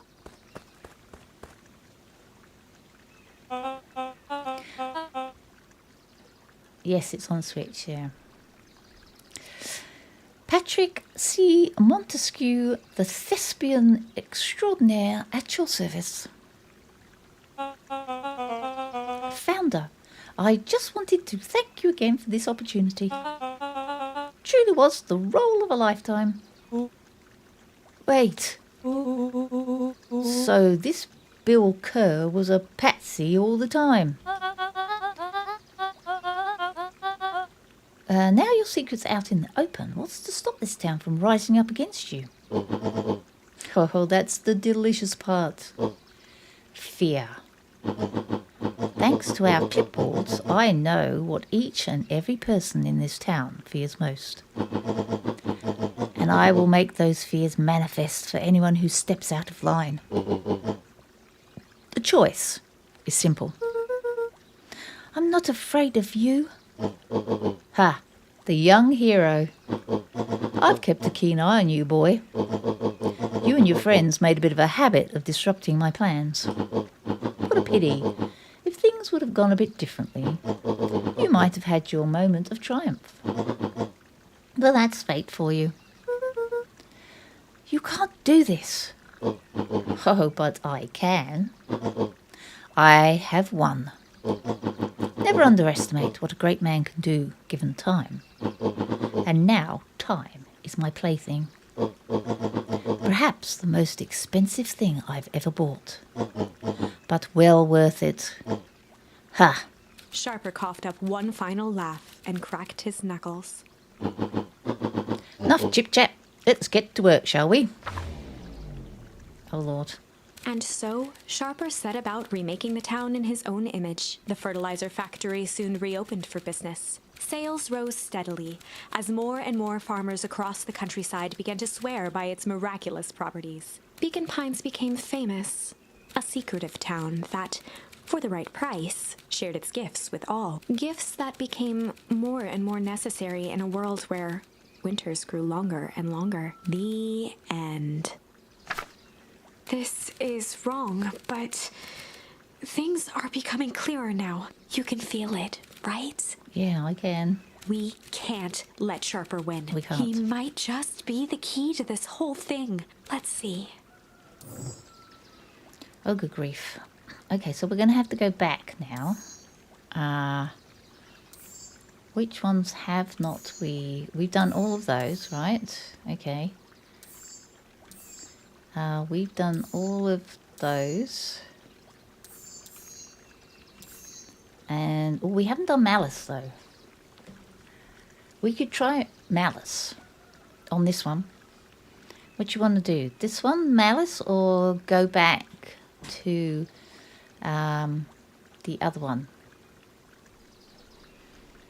So there's Malice on this one. Oops. Oh no, we've done both of those. Okay, so chill. I'll chill on this one. Which one shall we do, guys? Which of the trees shall we do? Chill or Malice? Yeah, they're the ones left.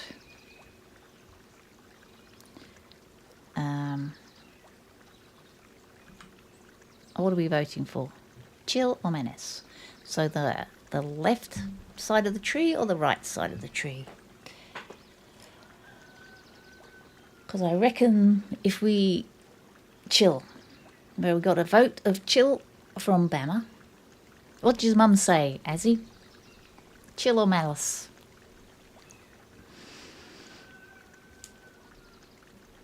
Could possibly fish with you bait. Oh, true. Robert says chill. Okay, we've got 2 votes for chill. Anyone else want to vote? As he says chill. Okay. Christian, do you want to vote?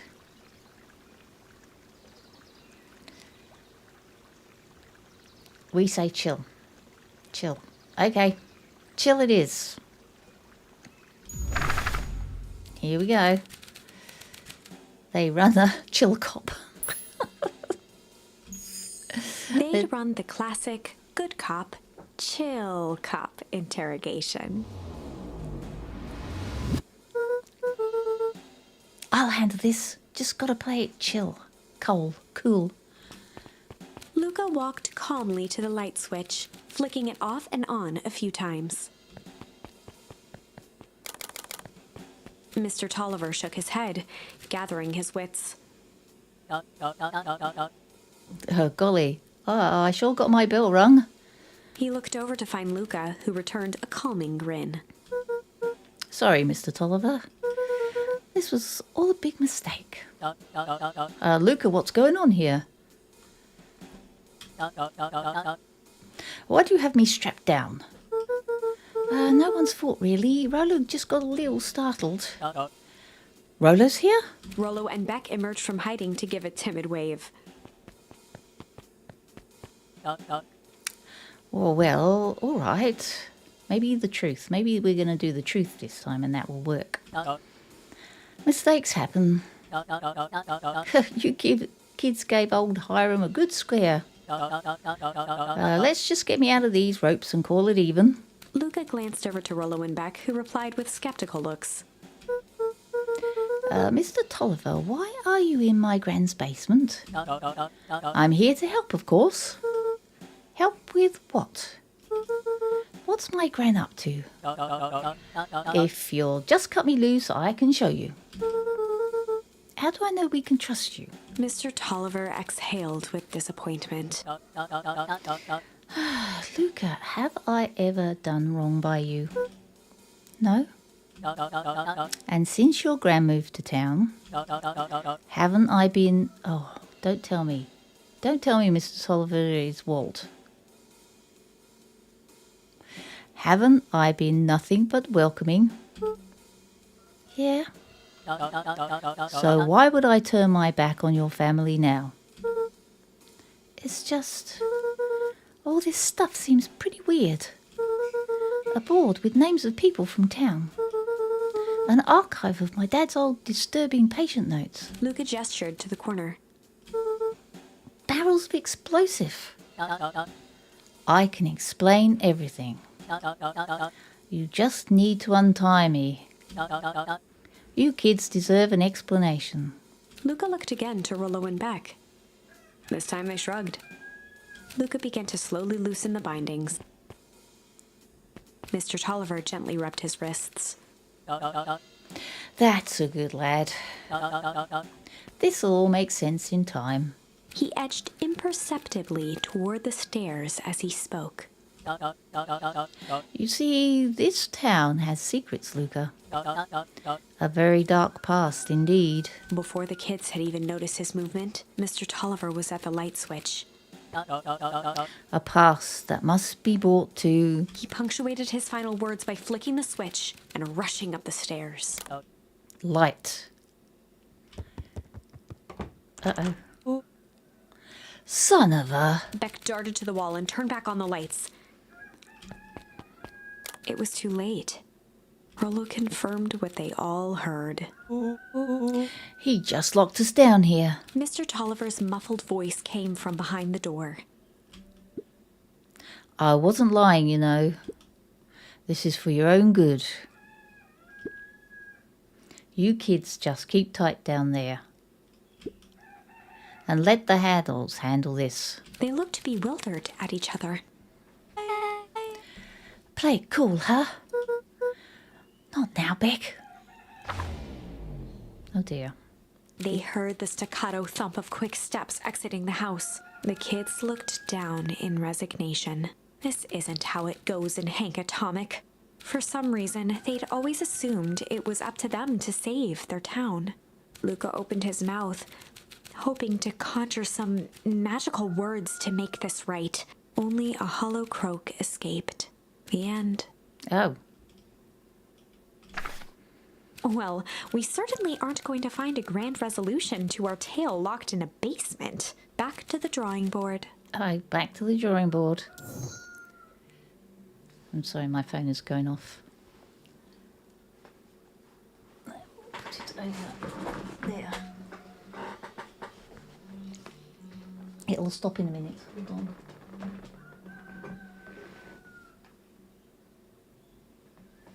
There we go. Okay, back to the drawing board. So the only other place to go then is Malice, isn't it?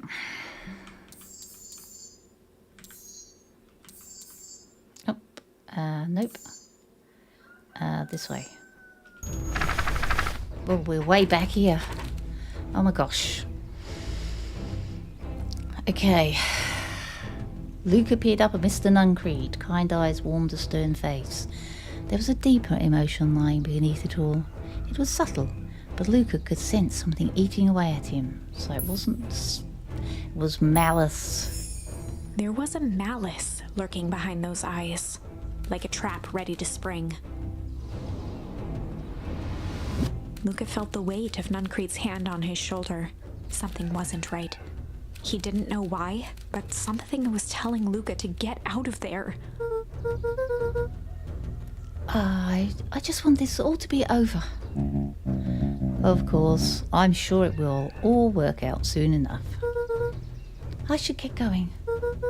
I told Roxy I'd check for Rollo at the treehouse. Luca twisted free of Nuncreed's grasp. Of course. Luca, you know your dad and I were good friends back in the day. You can come to me with anything. Anything at all. Yeah, right. No way, mate. We're going to the treehouse.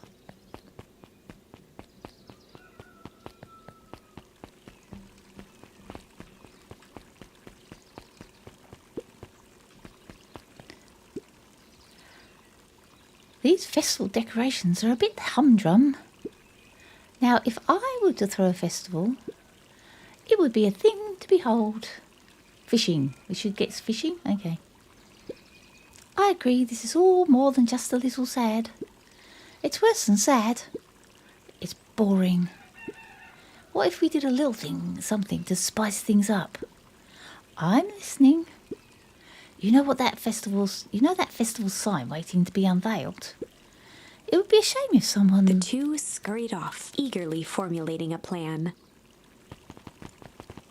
Okay. let's go and speak to everybody, just in case we get some more choices. He looked down and muttered in a gruff voice, Mama always told me my problems would look smaller once I grew up. But my problems always seem to grow right along with me. Heavens, I sense big trouble ahead. Oh. Just got to go and check everybody out. Hi, Luca, what's up? You haven't seen Roller around recently, have you? He doesn't come round here much. Not since they made a rule that he could only order decaf. Okay. We might go down this way. Hey, Griffin, has Rolo been by? Haven't seen him all day. I'm sure he'll show up safe and sound. And when he does, tell him there's a strawberry chocolate double scoop waiting for him. On the house. He'll like that. Okay.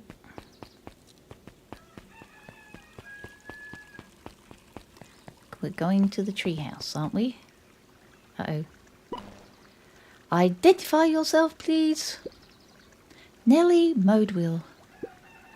I work here now. I am unable to locate you on our staff roll. Oh, I don't officially start till tomorrow. Mr. Kerr said I could come in early tonight to get a few things done. Hold, please. Clearance authorised. Thank you. Our harvest awaits. Whoa. You could get a wrench to the noggin sneaking up on a guy like that. Don't scare a man while he's junking, sonny. Good evening, Jeff. It's kind of late to be junking. I might as well ask the same thing of you. Find anything good? Bah, ever since Perennial Harvest moved in, even the junk is trash. You can learn a lot about a person by looking at what they throw away. With this bunch, it's all shredded paper and coffee cups. Well, I better get going. I didn't see nothing if you didn't see nothing. See what? Exactly. Nope, can't talk to you. Okay. Can't talk to you. Still asleep. Nope. Okay, the treehouse. Fishing. Fishing? We're fishing. We got a duck, a message in a bottle, and an old boot. Oh, look at that. We can do pungent. Luca wrapped a twig of thyme around the hook. Some fish have refined taste. Okay. We're fishing. We've got 2 fishes to get.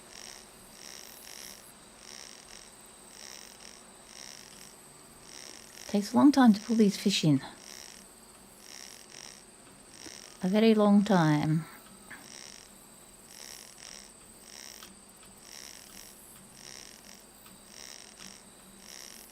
If you do it too hard, the line snaps. Whoa, wow. Property of Sharper Valentine. Ooh. Figures. If he had his way. Property of Sharper Valentine.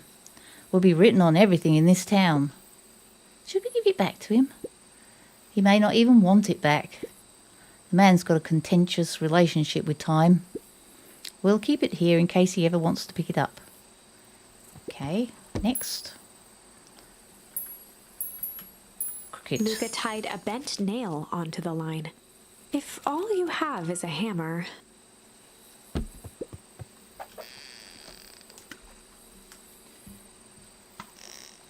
There we go.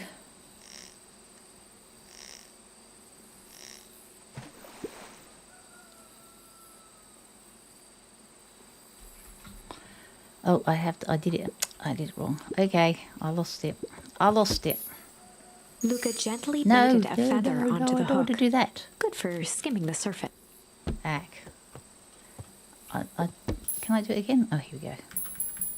Luca tied a bent nail onto the line. If all you have is a hammer... Nope. Gotta get to the right place. There we go. Whoops. Gotta concentrate. So we've got Sharper Valentine's watch, a boot, message in a bottle, and a duck. I wonder what it signifies, or whether it's just achievements in the game.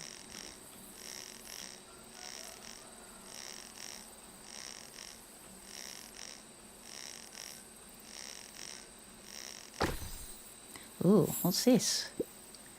It's a photo of you and Uncle Joseph. Let me see that.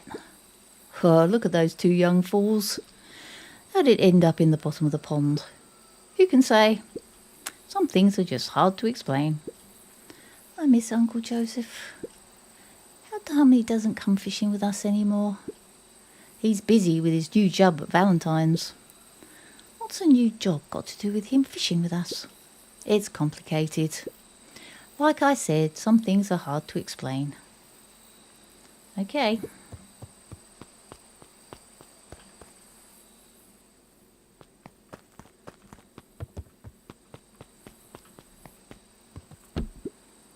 Rolo. He aired a long holler into the woods. Rolo.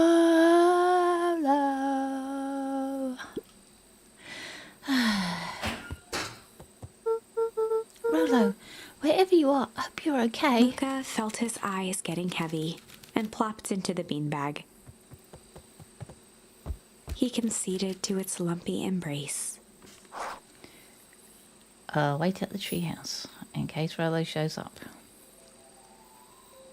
Once again, Luca found himself in a vast black expanse. This time, he knew exactly where to go. He took a single confident step forward. The world flickered and pulsed. He found himself standing in front of the frigid air of a blazing campfire, the source. He plopped down cross-legged and gazed into the cold flame, waiting. Soon enough, the fire began to die out, popping sporadically, until all that was left was a single ember. Luca stood up and dusted himself off. He plucked the glowing ember from the cold ash, examined it, and slid it into his pocket, a keepsake. The voice of his father spoke behind him. "You made me proud, Buckaroo." Luca turned to face him. "Dad, what is this place?" A warm grin grew across his father's face. "A place where everything that has been and everything that could be all wait together." Yep, we're in some time-space dimension. Luca found himself staring at his father's face, trying as hard as he could to memorize every single detail. Wait? For what? Another voice spoke out as Luca's doppelganger stepped forward. "That's up to you." Without knowing why, Luca began to weep. Is any of this real? Are you real?" Luca's father bent down to smudge away a tear. "Of course.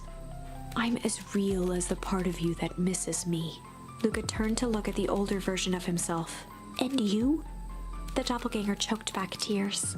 "I'm as real as the part of you that's angry he's gone." Does that make sense? Through his tears, Luca laughed. "I think so." His father pulled him in for an embrace. "Time to go, Buckaroo." Luca was startled from his dream by a banging on the floor. Are you in there? A commanding voice rumbled from below. Just as Luca sprang to lock the entry hatch, the door knocked open. Whoa. What-oh? Chapter 5. Dangers Big and Small. Luca stumbled back. He heard the rope ladder creak under significant weight. Keeping his eyes fixed on the hatch, he inched backward to the balcony. As his hand grasped the door handle, Luca froze. A large figure clumsily wriggled up through the hole. Uh-oh. Stop! Right there! or I'll... Sheesh, I know it's dark and all, but I figured you'd recognize me. Who are you? The large figure cocked its head inquisitively. Stop now, or I'll clobber you with a baseball bat. Whoa, whoa, whoa, take it easy. Luca, you need to get your eyes checked. It's me, Rolo. Nice try, but I know you aren't Rolo. You're like one of his random uncles or something. Where is he? Uncle. Luca, quit messing around. It's me. If it really is you, prove it. Flaming chicken coop, Luca. Luca's jaw dropped. He peered more closely at the man standing in front of him. Something about him was undeniably Rolo, He drank the green goop, yep. only bigger, Or someone older, forced him to drink the green goop. changed. How? What happened to you? Oh, when I was running away, I ran into more people in those yellow suits. They grabbed me and dragged me away. What? Where did they take you? Dunno, they threw a bag over my head. It was cold and smelled like a swimming pool. I think it was an underground lab or something. They made my hands all big, look. Rolo proudly presented his hands to Luca. Pretty sweet, right? I mean, it wouldn't be my first pick for a superpower, but beggars can't be choosers. Rolo, it wasn't just your hands. My feet too. Dang, Pa just made me new shoes. Wait, Luca, why are you so small? Luca moved to the side and pointed Rolo to his reflection in the balcony window. What the? His hands shot up to his face. Holy Toledo! Rolo, what did they do to you? They made me drink some sort of green crud. You? Actually, it wasn't too bad. It kind of tasted like licorice. I passed out and woke up like this. And then I sort of smashed open my cage and escaped. Whoa, you smashed open a cage? Kinda. At least I think I did. It's all a bit of a blur. They had you in a cage? Who are these people? I don't know who did this to you, but we're gonna fix it. Fix it? This is awesome. Oh, well, I'm just glad you're safe now. Luca, you don't need to worry about me. Sure, I got snatched, but look at it this way. I got snatched. I know where snatched people go. We finally have a lead on what happened to your family. Maybe you're right, but this all seems dangerous. Danger? Ha! Rolo shadowboxed a few jabs. I'll take 'em all on. Hey, fellas, what's up? With a yelp, Rolo dove behind Luca. Ah, take cover. Did I come at a bad time? Who the heck are you? This is Beck. Sorry, something truly bizarre just happened and I need help. I didn't know where else to go. So you're just hanging out here with your large adult friend? No, this is my buddy, Rolo. This is your missing friend? One and the same. He seems a little old. I'll have you know, this is a recent development. What the heck does that mean? Oh, I'm sorry. You're the one who just showed up out of nowhere. So we'll be asking the questions here. That's fair. How did you find us? Your silly little treehouse. I think you mean our silly little mission control. I hate to break it to you, but your secret path isn't so secret. I could hear your racket from a mile away. See, Luca, this is why we need to improve security around here. Not now, Rolo. Beck, you said something bizarre happened. Yeah, but... She shot a nervous glance at Rollo. Anything you can say around me, you can say around Rolo. This has been a weird day all around, hasn't it? Yep. Beck's eyes narrowed. Okay, so it all started when I made it back home. My first order of business was to try and salvage my hair. So I dyed it with some stuff from the chemistry set my mum gave me.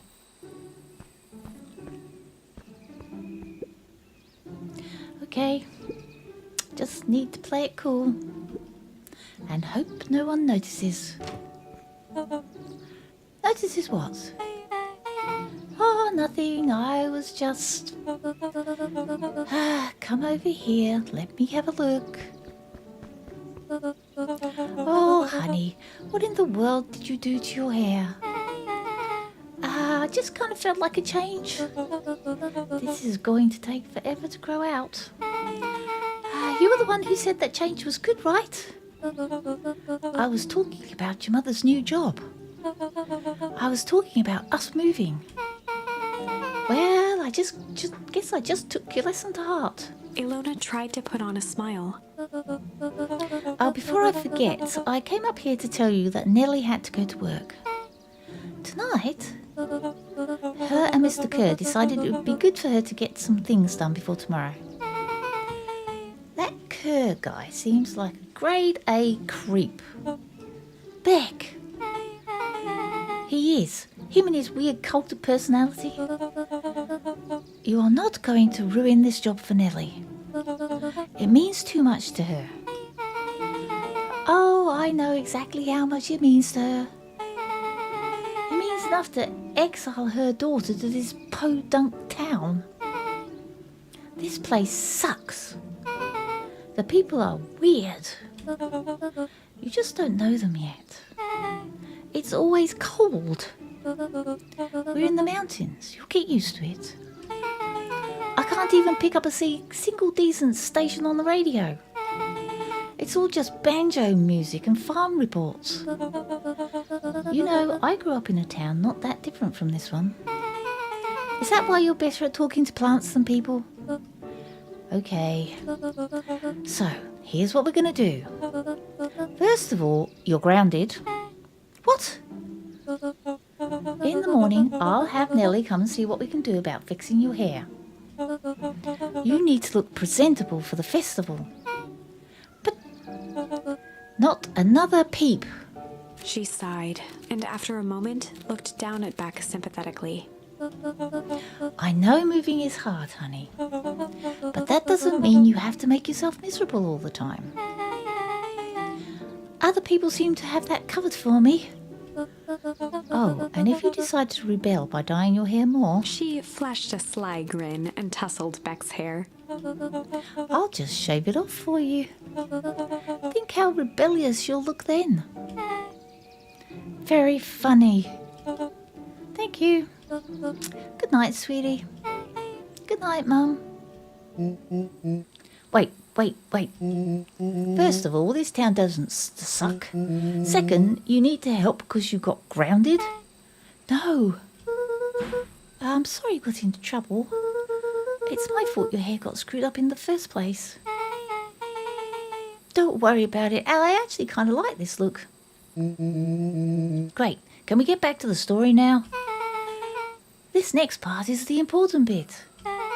I have this radio I upgraded with my mum and I was too angry to sleep. So I tried to dial in something worth listening to.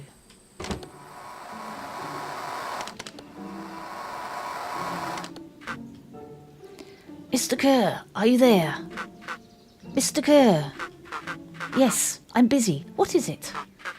Apologies, I have the founder on the line. Patch him through immediately. One moment. Hello, sir. It's so nice to hear from you. pleasantries. What's your report on our new lead researcher of deep engineering? Nellie Modeville seems to be integrating nicely. At this very moment, she's working to help us meet our deadline. She offered to work overtime before I even had the chance to suggest it. Excellent. And you have faith that she's capable of finishing the work left by her predecessor? Her work must be complete before the festival. I'll make sure that she stays night and day until she's accomplished it. Good. You know how I feel about loose ends. Yes, sir. Once she's finished the work, we need to make a determination regarding her long-term prospects in the company. Immediately, sir. I usually have more time to fully bring people into the fold. We're in the endgame, Bill. After your failures with Dr. Prescott, can't afford to take any risks. Of course, sir. No loose ends, sir. Once she's finished the work, she will either leave the office completely committed to Perennial Harvest, or she won't leave at all. Perfect.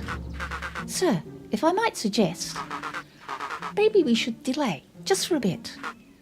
Oh? It's just, we seem to be rushing to hit this festival deadline.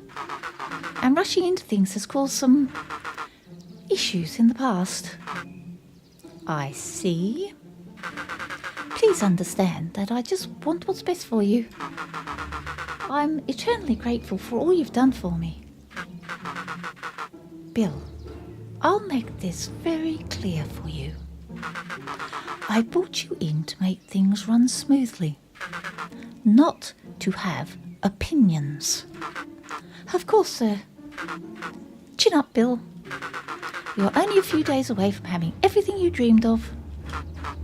Yes, sir. Thank you, sir. Whoa. Yeah.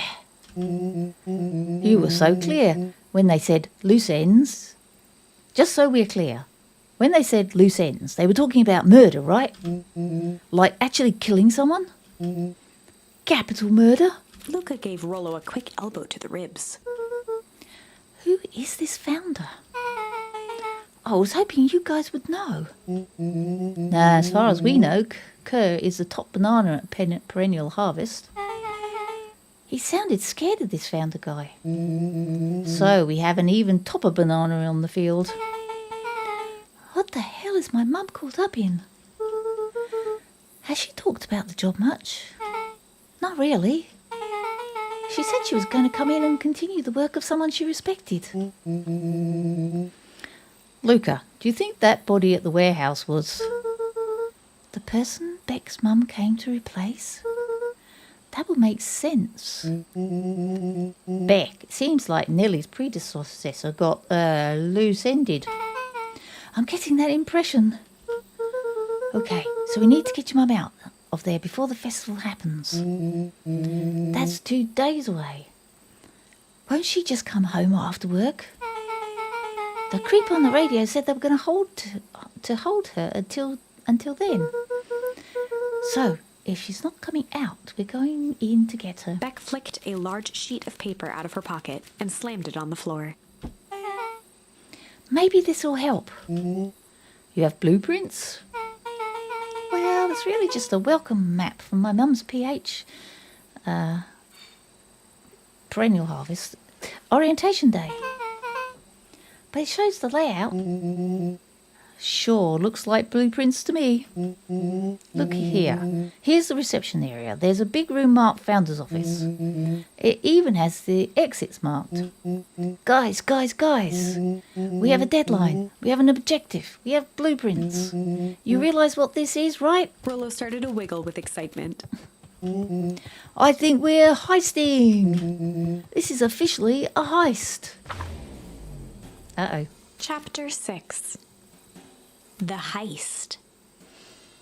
They spent the night's end huddled around that small map, formulating a plan to infiltrate the headquarters of Perennial Harvest.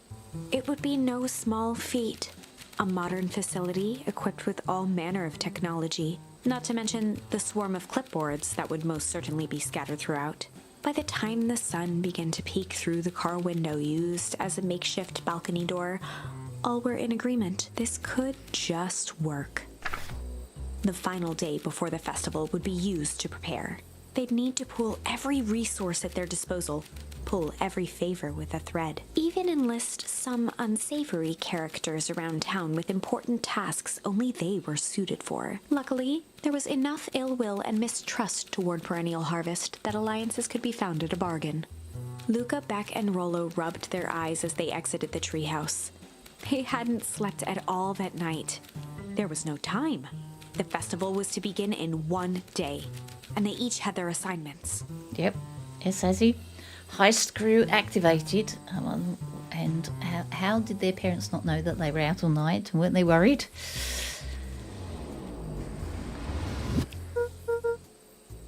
All right. Quick recap. Rollo, you're going to talk to Roxy. Cordially. Without her and Fitz, this whole thing could be a bust. Me, Cordial, is my middle name, and how's his sister going to react when he finds out her brother is huge? And how do you plan to explain your new... He waved vaguely at Rollo's sizable figure. Circumstance. Bah, she'll be so happy I'm alive she won't even notice. Beck snorted an involuntary giggle.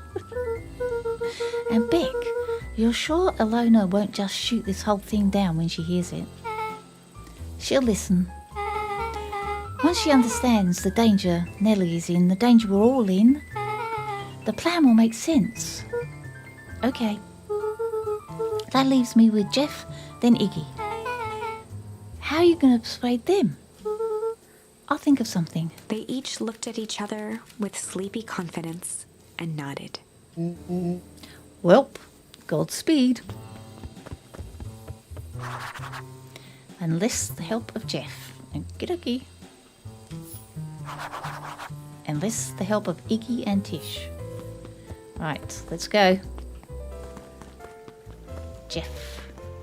That's not Jeff, is it? Nope. Where is Jeff, though?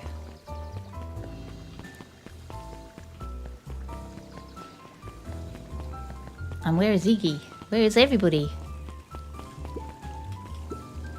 Undaunted, he shook his head. Over? No. Endings are merely a state of mind.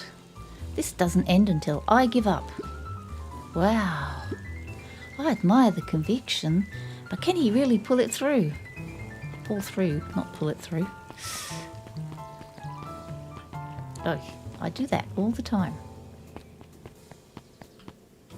Nope, can't talk to you.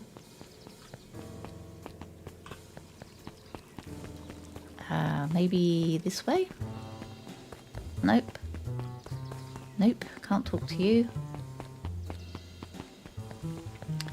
Maybe this way? Here we go. Yep. You ever wondered why an agricultural company employs an army of survey takers? The clipboards, they say they're just trying to make us happy. Do they want to make us happy? Or just figure out what makes us happy? An important distinction. That's Dawn.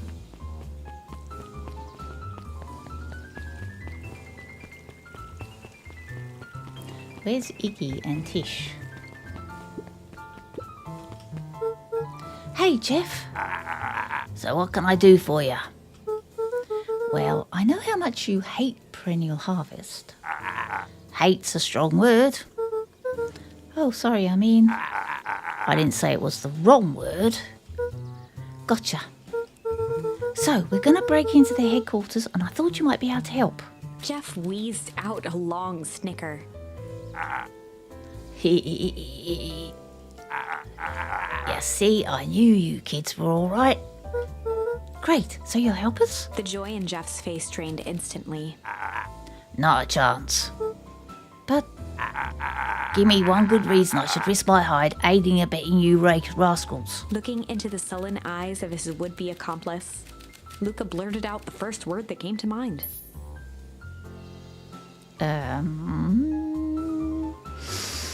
Junk. Junk? Yeah, what of it? Sonny, I've got more junk than a king has copper.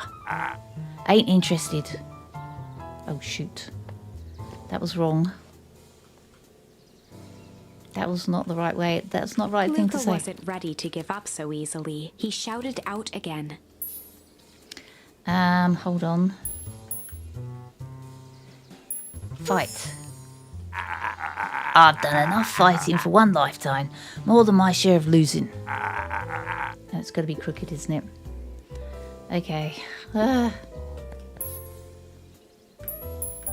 Crooked? Crooked. They're all crooks. Like cockroaches. Stamp one out and another one comes scurrying along to take its place. Oh, good lord.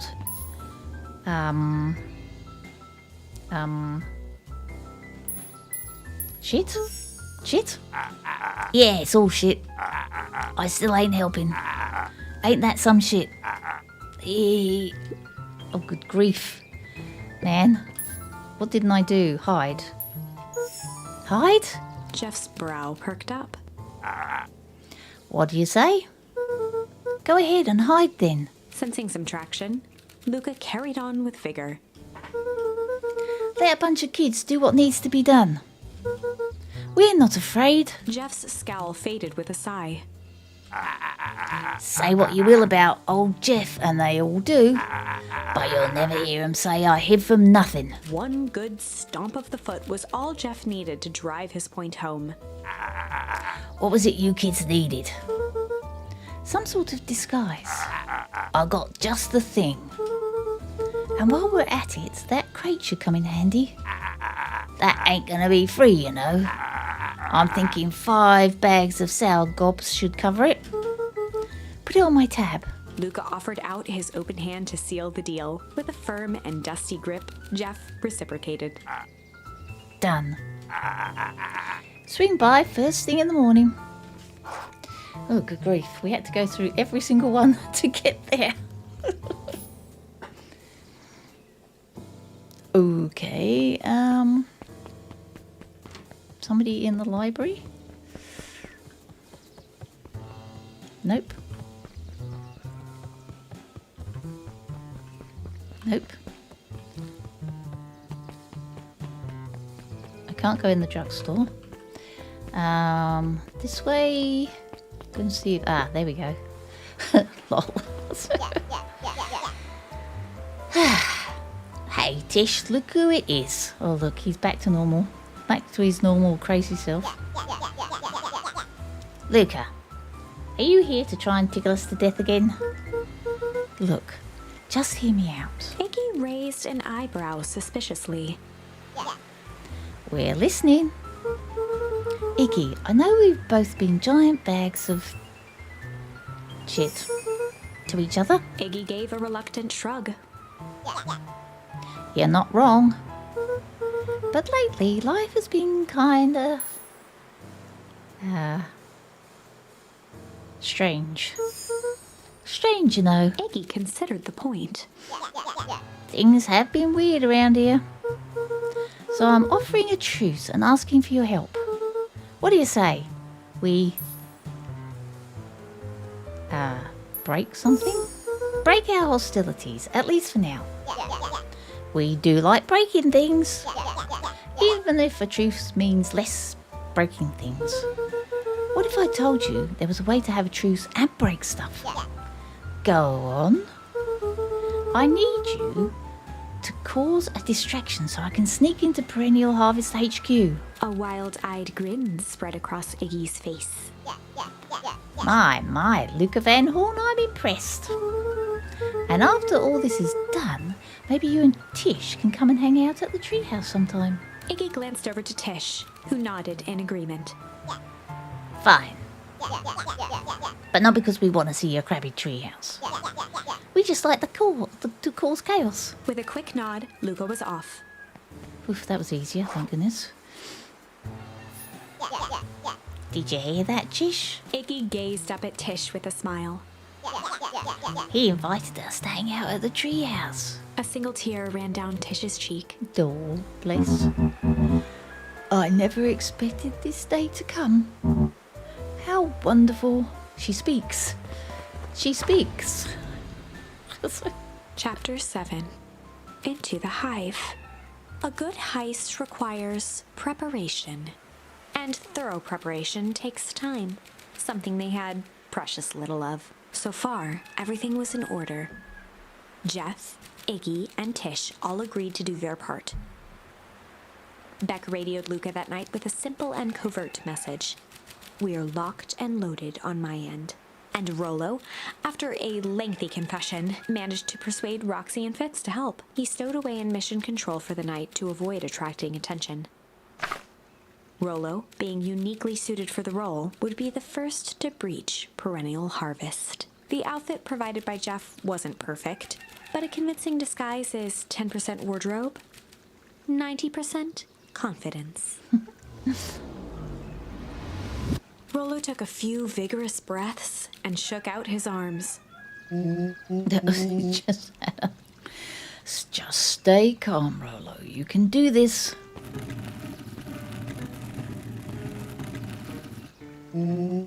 Got your delivery here. A delivery? I don't have anything in my notes about a delivery. One moment.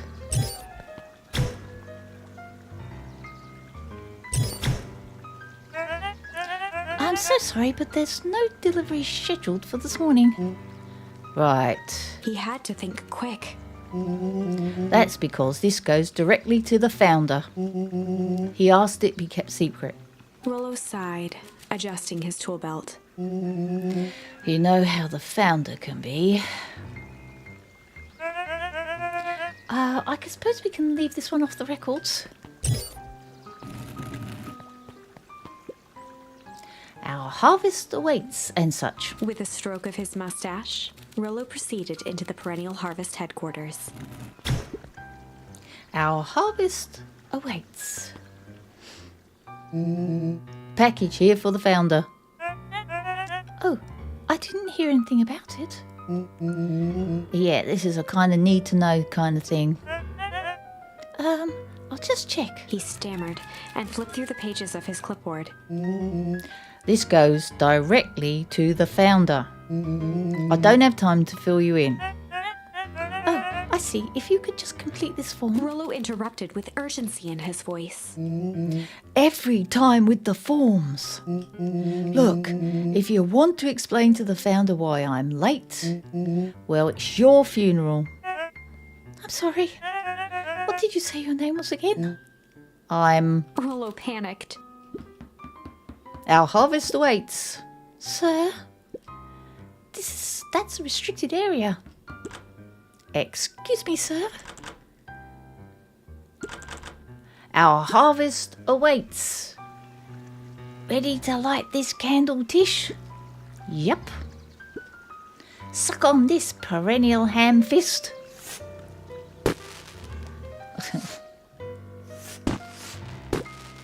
What was that? The distraction was enough for Rollo to regain his confidence.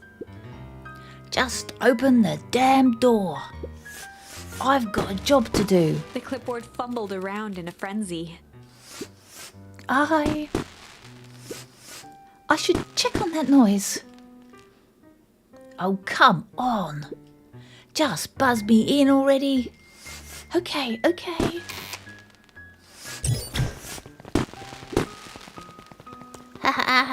They didn't break anything. Phew. That was close. Oh. Our harvest awaits. Hey, I figure, when in doubt, stick with the classics. Well, that was a close one. But you pulled it off. Nice work, Rollo. All right, everyone knows what to do. Yep, deep engineering is to the north. I'll go with Beck, in case she needs some muscle. I'll head east to the founder's office. You two be safe. Okay, founder's office. Oh no. Is this a maze? I'm very bad at mazes. Oh gosh. Help. You can't do it. Hallway to nowhere. Darn. What's going on here? Okay. This way? This way?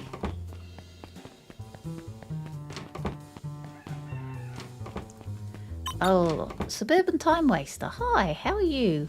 Welcome in, welcome in. I'm in a maze. I'm very bad at mazes. Solomon stopped in his tracks. Luca? What are you doing in here? It's a long story. Are you okay? A veneer of confusion flashed across Solomon's face. His words rushed out dramatically. No, I am almost certainly not okay. Some strange people grabbed me and, were they in hazmat suits? Yes, how did you know? They brought me here and locked me up, and when they were distracted, I ran.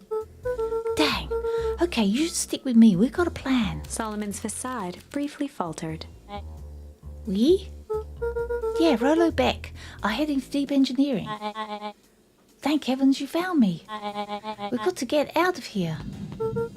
We can't leave just yet. But they'll catch us again. I've got to do something first. When you were running, did you happen to see a door marked Founder? It's a ruse. Yes. Oh.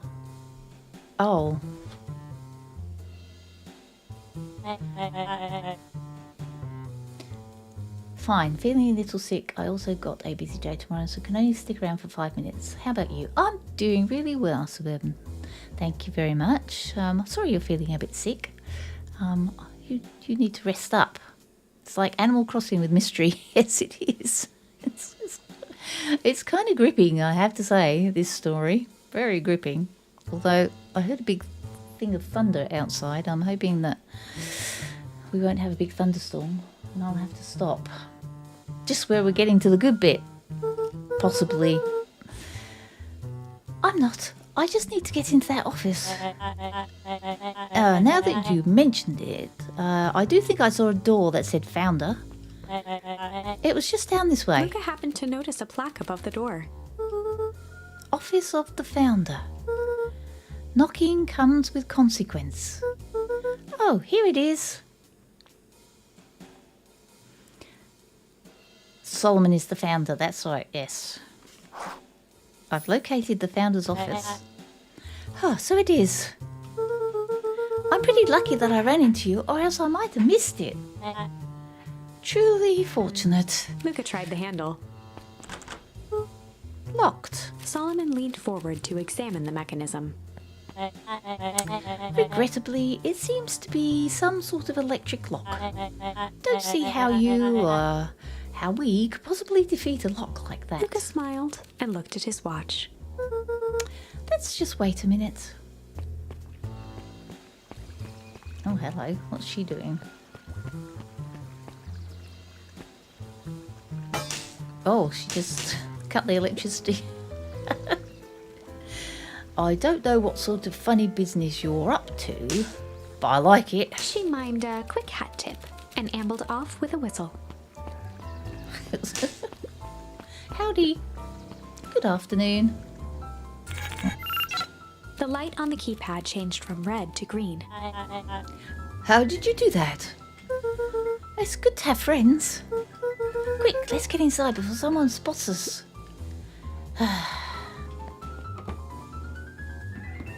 Luca switched on his walkie-talkie.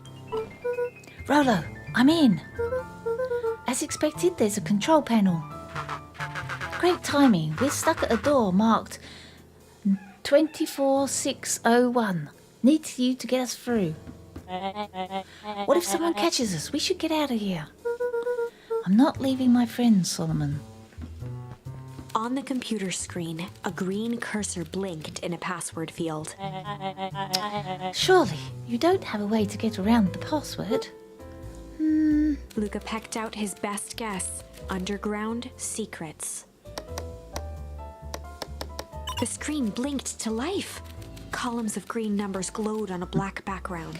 Well, they were told that the password was useless. How did you guess that? Oh, it's this absurd password. Rolo heard it when he was down here before. It's funny how someone arrogant enough to call themselves the founder uses such a basic password. Or they were thinking several moves ahead, not expecting anyone to guess something so simple. These villain types always end up outsmarting themselves. Solomon's jaw clenched into a half smile. Your powers of deduction are impressive as your luck. Luca quickly scanned the columns for number 24601. Afraid your 5 minutes is up. Sorry, Suburban. I hope you have a great day tomorrow, even if it's busy. You have fun too. Thanks for dropping in.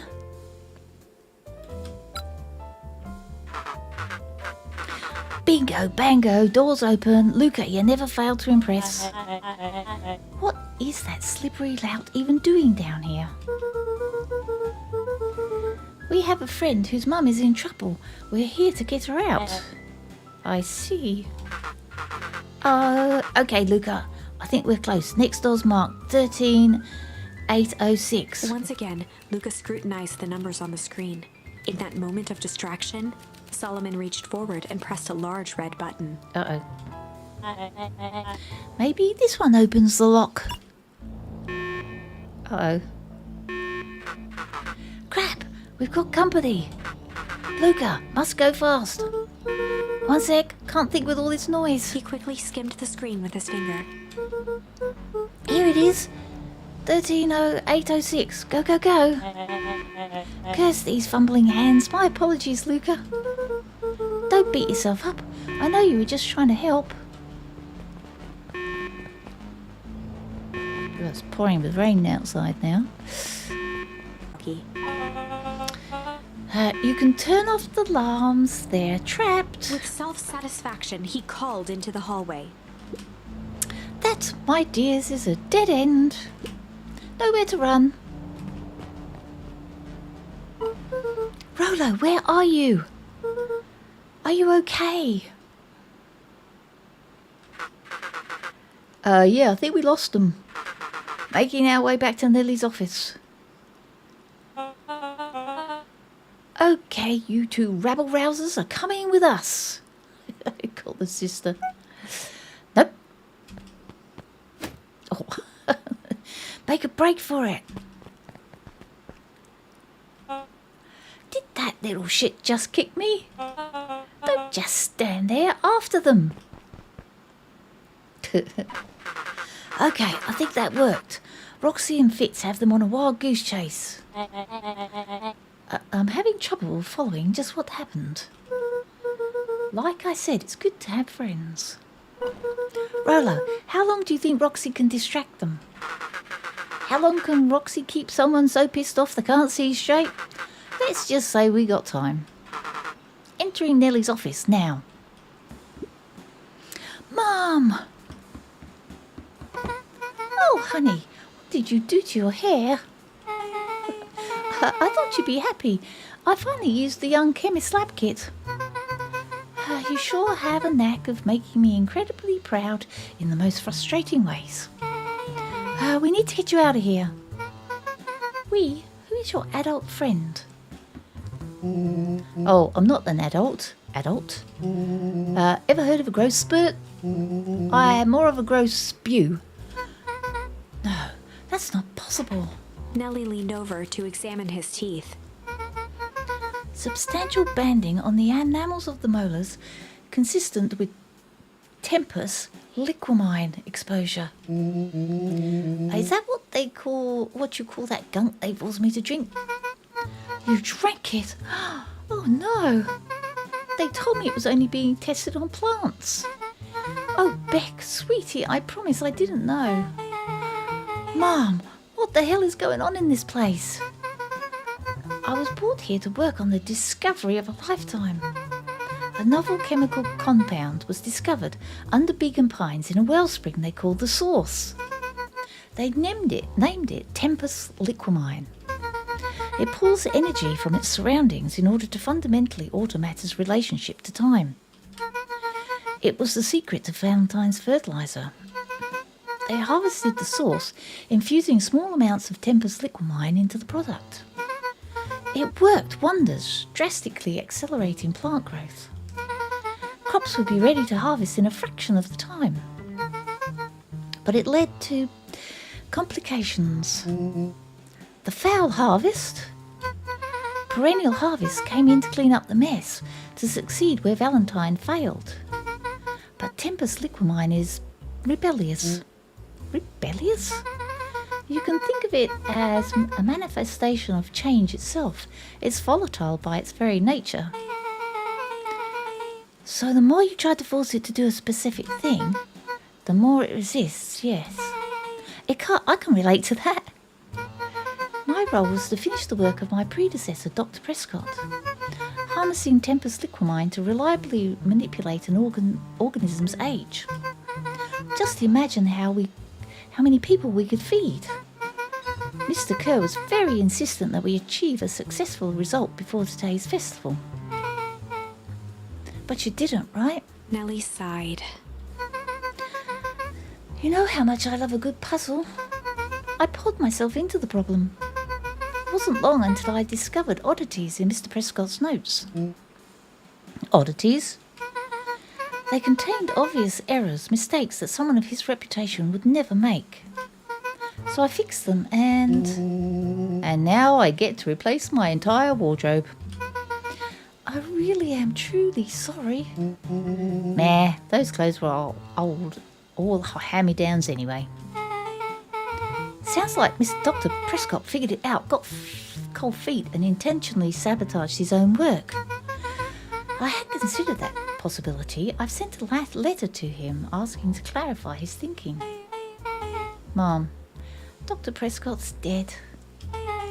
Kerr had him killed. What? I overheard them talking about it on the radio. It's why we've got to get you out of here. Like now. Wait, the vial.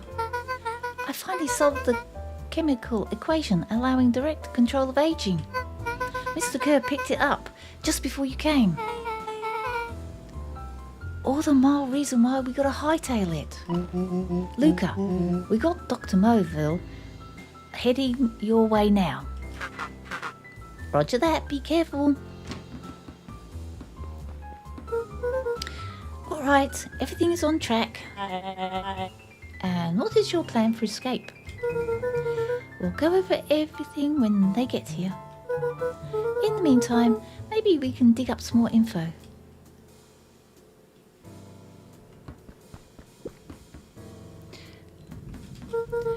Let's see what else this bad boy has on it.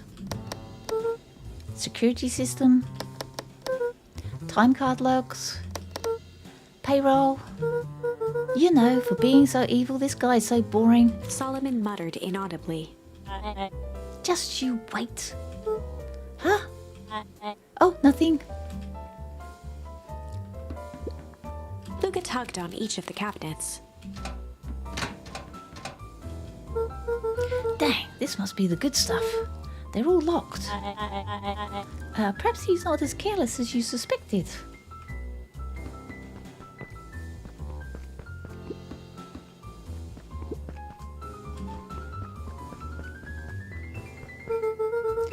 It looks like the founder was helping Kerr plan the festival. Why would such a secretive leader be obsessed with a party? Only time will tell. Luca held his hand up to the ashtray. Still warm. He must have been in here recently. Anything here? Is he going to go and see that he smells of smoke? I'm really sorry you got dragged into this mess, Solomon. You needn't worry about me. Well, I feel bad either way. We're gonna get you out of here, I promise. With a subtle, quivering lip, a smile crawled across Solomon's face.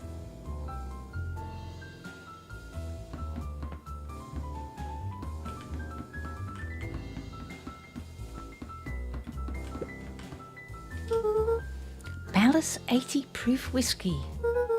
A hard drink for a hard man. Wow, even his alcohol is arrogant. Solomon once again muttered under his breath. I should just smother you right now. What was that? I said I shouldn't bother you right now. Oh, don't be silly, you're no bother at all. They heard the trampling of frantic footsteps from the hallway. Lock it, lock it, lock it. Locked.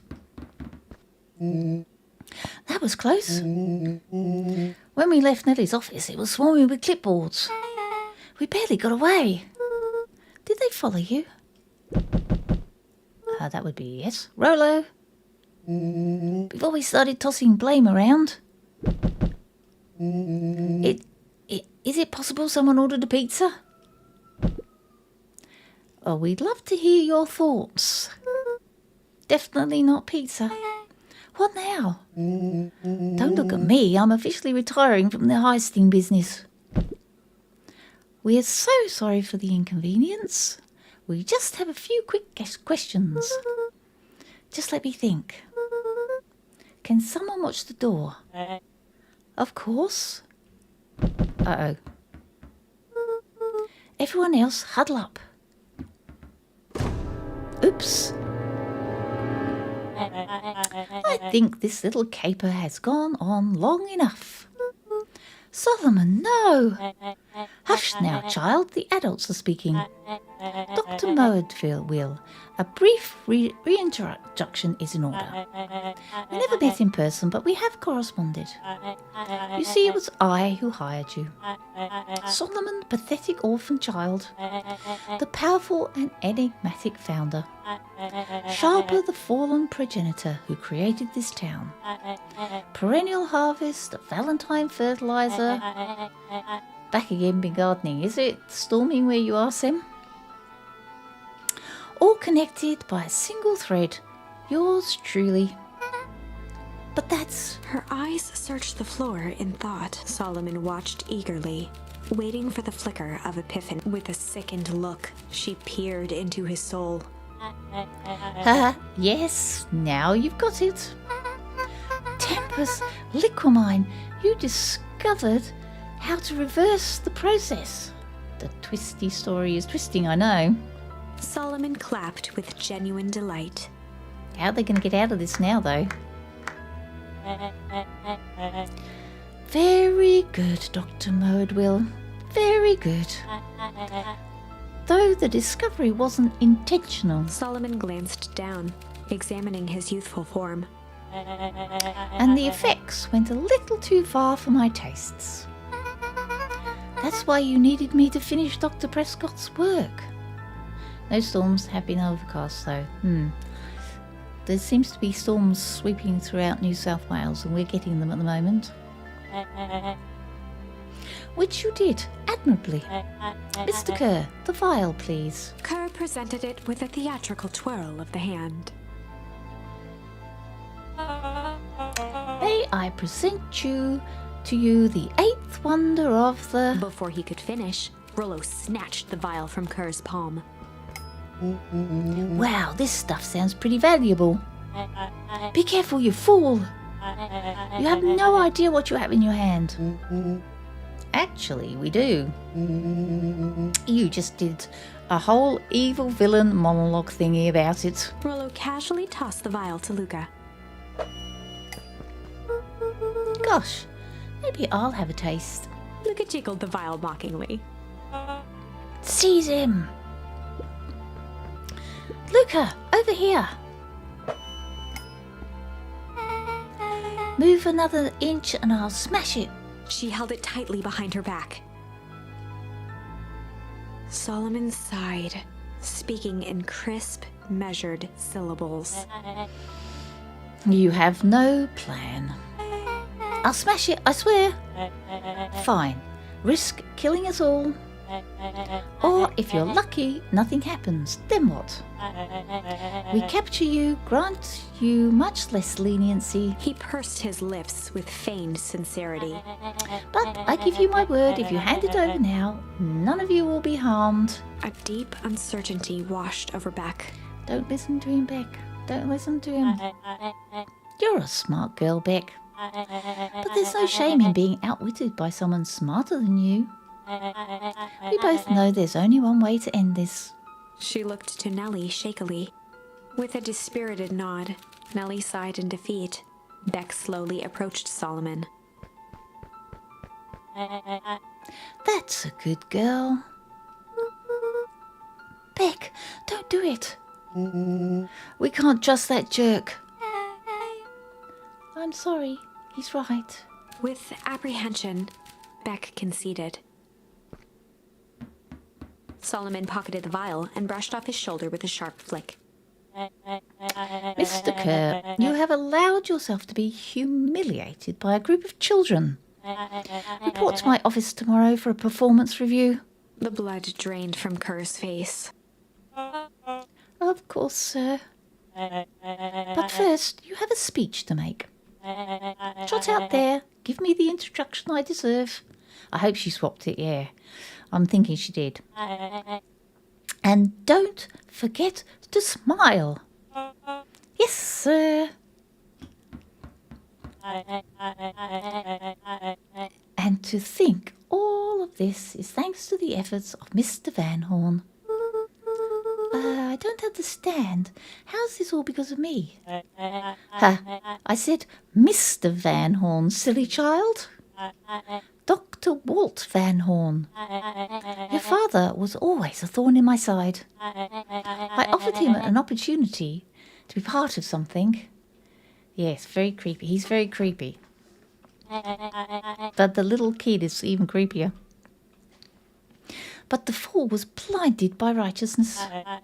He even broke into my laboratory in an attempt to sabotage my work. Solomon shook his head with gratification.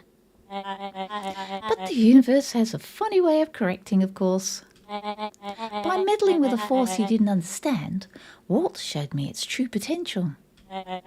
As fate would have it, Luca, your father's dying act was to grant me eternal life. A muffled applause resonated faintly through the walls. Well, that's my cue. After the festivities and my subsequent ascension, I will return to deal with you all.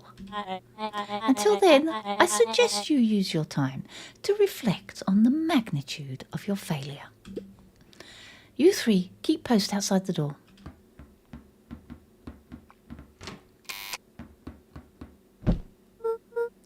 Well, crap. I can't believe Beck sold us out like that. I'm not sure she had any other choice. So what now? What's the plan? I don't have one. Of course you do. You always have a plan. Rolo, you just need some time. Rolo, it's over. We lost.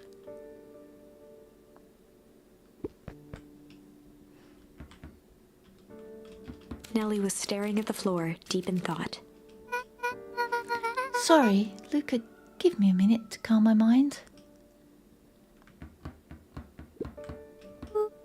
Hey. I'm sorry, Luca. There has to be a back door, a secret passage. Yeah, I'm sure there must be. I did what I had to do. I know, it's just we were so close. I've got a feeling that eventually Solomon will get what's coming to him. Time wounds all heals. Well, time seems like less of an issue for him now. Oops. Luca, there's something you should know. After Mr. Kerr locked me in that office, I had nothing but time and curiosity. I poked around a bit, hoping to find a means of escape, but I found something else. A note hidden in a false drawer. What sort of note? Dr. Prescott must have sensed his time at Perennial Harvest was growing short. Love that phrase. What? Time helps all heals? Heals. I don't know. That's not the real phrase, is it? Time heals all, I think is the real phrase. So he left behind a letter with the hope it would be found by his successor. It was a confession of sorts. He left it for me, but its contents... Luca, I think they were meant for you. The man was a heel. He was. Why? What did it say? It was about an incident with your mother. Dr. Prescott found her in his lab with a stolen key card. There was an accident. She'd been exposed to extreme amounts of... That's right, time heals all wounds, yeah. I think it's time heals all wounds. She had been exposed to extreme amounts of Tempus liquamine. The color dropped from Luca's face. Did she? Is she? She survived. Dr. Prescott decided to help her recover. He no longer trusted Perennial Harvest, so he kept her whereabouts a secret. Over time, your mother led him to reconsider the purpose of scientific discovery. Science is often at the vanguard of change, but that doesn't mean it's always right. He realised that no one should have control over something as powerful as time itself.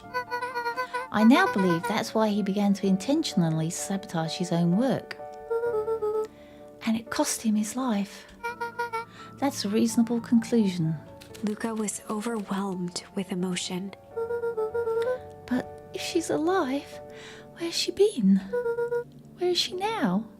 A sudden explosion sounded from the hull. Chapter 8. Comeuppance. Oh. Ears still ringing, Gran picked herself up off the ground. Through the dust and smoke, she looked over to see Mrs. Fratelli helping Hiram Tolliver to his feet. She'd had to beg, borrow, and steal to acquire those explosives. How many nights had she spent visualizing how she'd use them to make things right? And now, her one shot at destroying the source, that damned hole that swallowed so much of her life, was traded gone for this jagged hole in a wall and a foolhardy shot at rescuing Rollo. Okay, how did they know With where... Fratelli and Tolliver at her side, she stepped through. It was a strange feeling. The last time she'd stalked this maze of hallways, it was in a different body. They quickly rounded a corner to find a group of clipboards guarding a door. Something worth guarding is probably something worth seeing. She leapt forward, brandishing her cane. If her last chance at vengeance for things lost was truly gone, she would just have to fight to keep what she still had. But how did Gran and Mr. Tolliver and Mrs. Fratelli know where they were? Gran, what are you doing here? Luca, what are you doing here? We're here to save Nellie. We're here to save Rollo. Hey, Mrs. Luca's Gran. That's awful nice of you. Oh, but I'm fine. Oh no, what did they... Gran, there's no time to explain. We have to go now. Come on, everyone. We've got a party to crash. They made their way out from deep within Perennial Harvest, just as Solomon finished up his speech. Thankfully, we can dispense with the formalities from here on out. Solomon pulled a glass vial from his pocket. We gotta stop him. In one smooth motion, he downed its contents. A triumphant smile grew across Solomon's lips.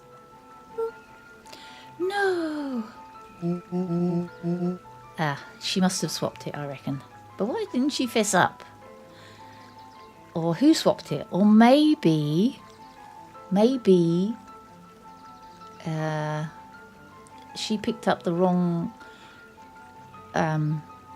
formula when she ran out. I wouldn't be so sure about that. Yeah, she swapped it. You were right. You were right, Azzy. With a mischievous look, Beck elbowed Luca. Remember when I had the vial behind my back? Oh no. Change.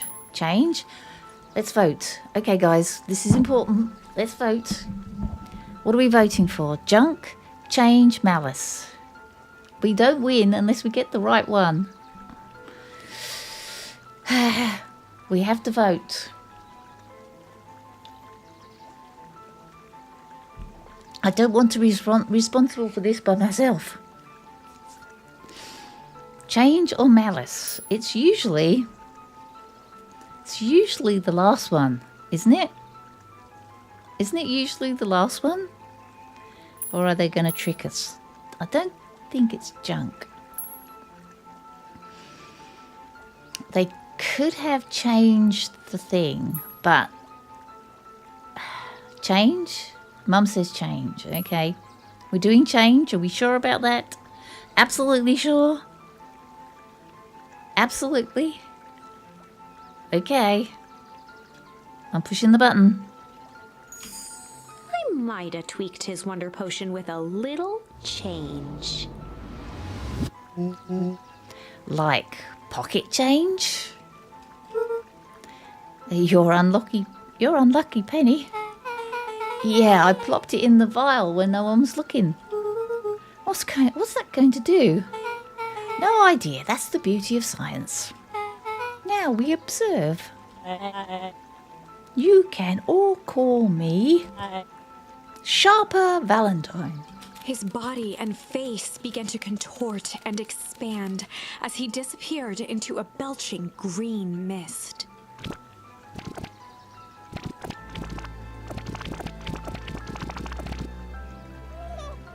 Oh no. Holy crap, he's a baby. Yeah, but he's still Sharper, right? What he was no longer matters. This is an innocent child. I apologize for all the harm my father has caused you. Eris awkwardly cradled the squirming child. She looked to her brother, her voice shaking with uncertainty. Augustus, what do we do? We do what Valentines always do. What must be done. I'll hurry home and prepare a crib for father, young Sharper. That would be a great help, thank you. She looked back down at the infant with equal parts kindness and terror in her eyes. With a shake of her head, Eris addressed the crowd with a stern scowl. Okay, everyone, the show is over. You may leave now. Epilogue. Beacon Pine's coldest summer on record came and went without much fanfare. Folks shared what they had, and none were left wanting. The new school year was ushered in by the falling leaves of autumn. After everything Luca, Rollo, and Beck had been through, middle school was bearable. The chill of winter didn't seem to bother people much. They kindled a hope for a better future in their hearts. When spring arrived, farmers planted their crops with a sense of joy and optimism. And as the dawn of the first day of summer came again, its light slowly spread through the shallow valley. It crept over the town Good night, square, Robert. across the river, past the neglected welcome sign, and came to rest on a young boy sleeping at dawn. You have a lovely night. I hope you have a restful sleep and you wake up full of energy tomorrow. His mind at peace, knowing he is here for a reason. Thank you for watching.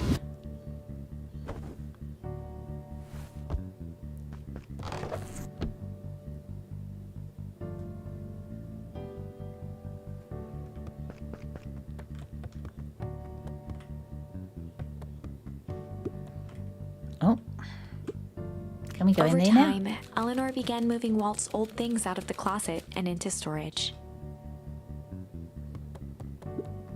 Eleanor had moved back into her bedroom, and now that she wasn't sneaking out late, she even slept there most nights.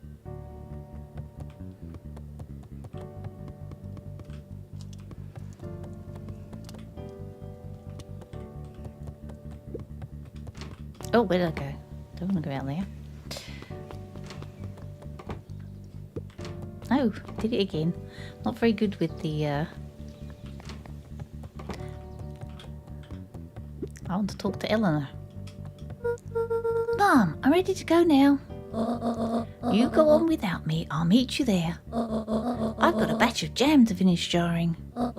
It's funny, I only started making jam as a way to send messages without anyone noticing, but now I enjoy it. Alright, I'll go say hi to Rolo first. Okay, we're going to Rolo at the treehouse. No, we have to go this way.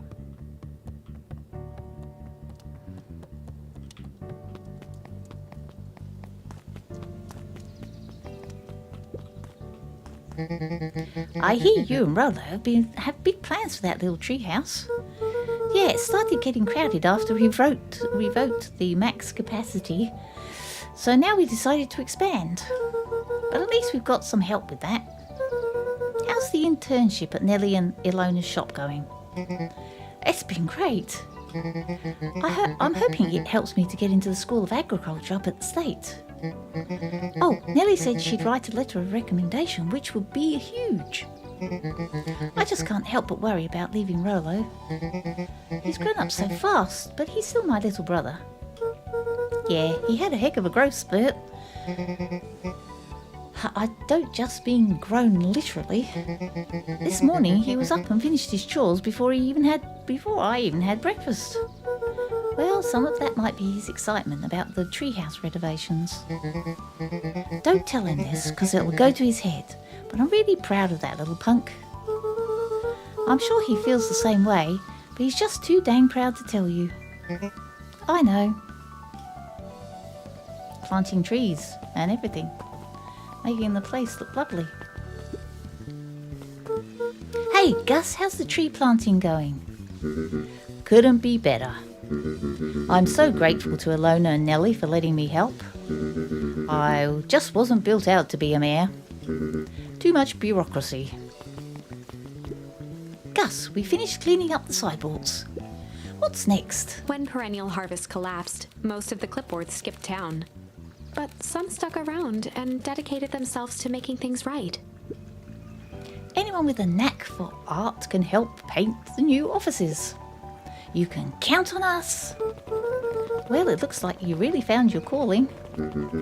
I never really felt comfortable telling people what to do. Now this right here. This is something I can be proud of. How's he feeling? How's the napping this morning? The most underrated part of a good nap is the view. And the view's getting greener every day. Nice. I see you decided on a name. Yep, we had to clear out all the old stuff before putting on the final touch. Slow and Dirty Harvest is now official. I like it. It was actually Nellie's idea. There's still a lot of work to do, and the name serves as a reminder. Just because progress is important doesn't mean change should happen fast. In fact, I've learnt that the more you care about something, the more important it is to take things slow. Our motto is go slow and fix things. Amen to that.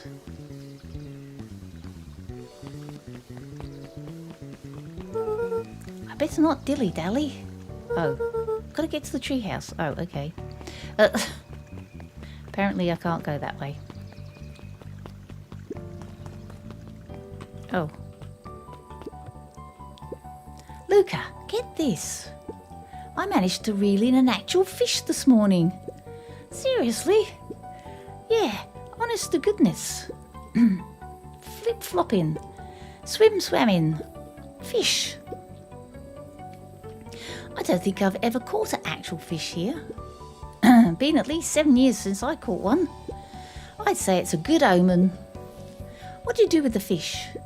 Oh, I released it back into the pond. I'm hoping to catch it again tomorrow.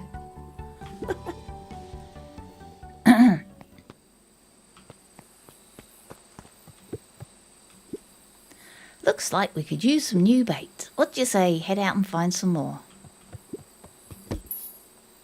Oh, yeah, we used all the bait. Okay, oops. Didn't mean to do that. I was trying to escape. Luca tied a bent nail. If all you have is a hammer.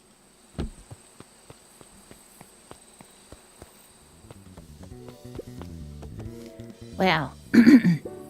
A little higher. Yep. Little lower. Yep. A little higher. Yep. I'm telling you, the angle isn't the issue. We need more power to the radio. Luca, there you are. Would you tell him it's not the angle? Hey, I'm not in charge of antenna redesign. Fine, Iggy, just don't do anything drastic till we get back. Who, me? Tish, you're in charge while I'm gone. Yup. They'll be fine, right? It'll be fine. If we really want mission control to turn into something bigger and better, we have to loosen our grip a bit. You're right. Lead the way. I'm going to check in with Beck. Okay.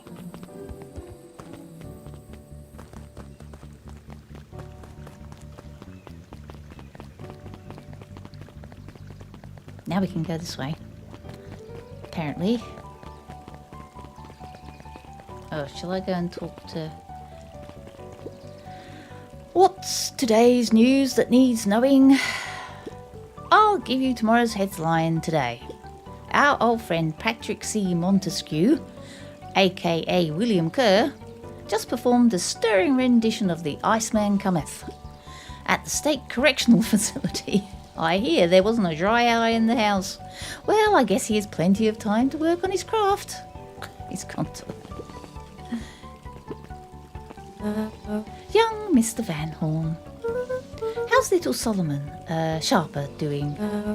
Young Sharper seems to enjoy nature more than I. So we do a lot of strolling these days. Has he, attempted to crawl out of his crib and plot world domination? Yeah? Thankfully, no. I spoke at length with Dr. Modeville, and she feels that Sharper's infant mind was not developed enough to retain his previous memories. For all intents and purposes, this child is unmoulded clay. Let's hope he's a little nicer the second time around. That is the objective, yes. But really, all I can do is try and hope. 2 activities I'm endeavouring to find less distasteful. Well, I think you're doing a great job. And the whole town is ready to help out wherever we can. Can't wait to teach him to throw a baseball. Eris did her best to ignore the tears welling in her eyes. That would be acceptable. So, what's the end of the story? He looked to his friends with a thankful smile. After everything that could have gone wrong, everything that did go wrong, we made it. The end. Closing her eyes, Miss Hatch took a deep, relaxing breath. She got to the end of the story. Oh, hello, Luca. How are you? Really good, actually. That's wonderful. Did I miss anything? I think you're pretty much up to speed.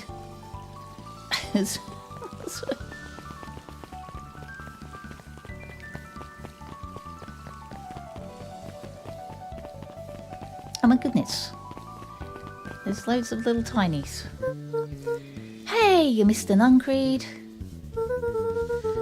I'm gonna see my dad in a bit. Did you want to come with?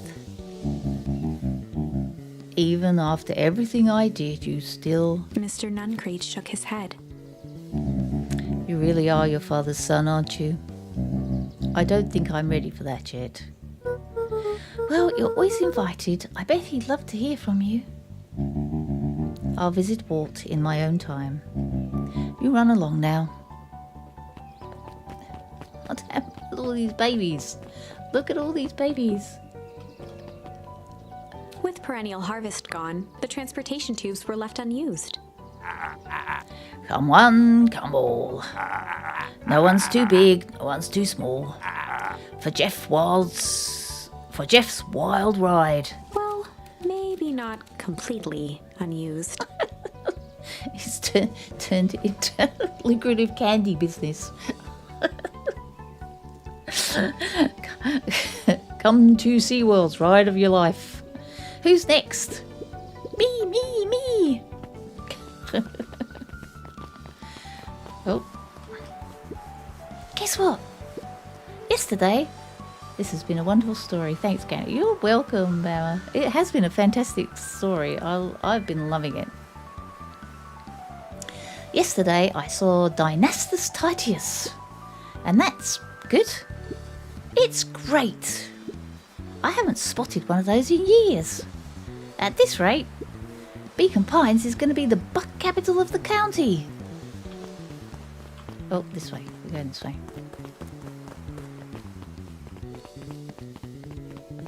Jeff gets the smart ride, yeah.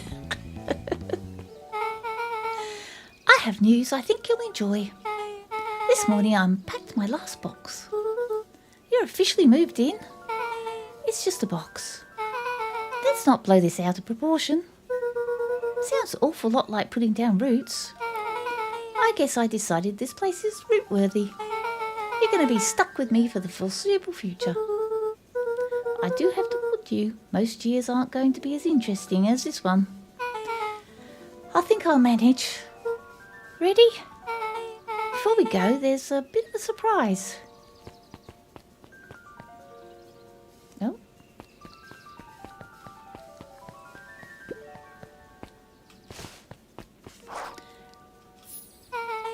My mum's prepared this tree especially for you. Oh, it's a tree for his dad. They didn't have to do that. It wasn't just them. Just about the whole town pitched in. We all owe you. It should look okay in the cold of old Beacon Pines. It should do okay in the cold of old Beacon Pines. And thrive as things warm up. That's perfect. When you're ready, take Jeff's wild ride to old Beacon Pines. Well, guys, I believe we have come to the end of the story, although I think there's 2 other possible endings.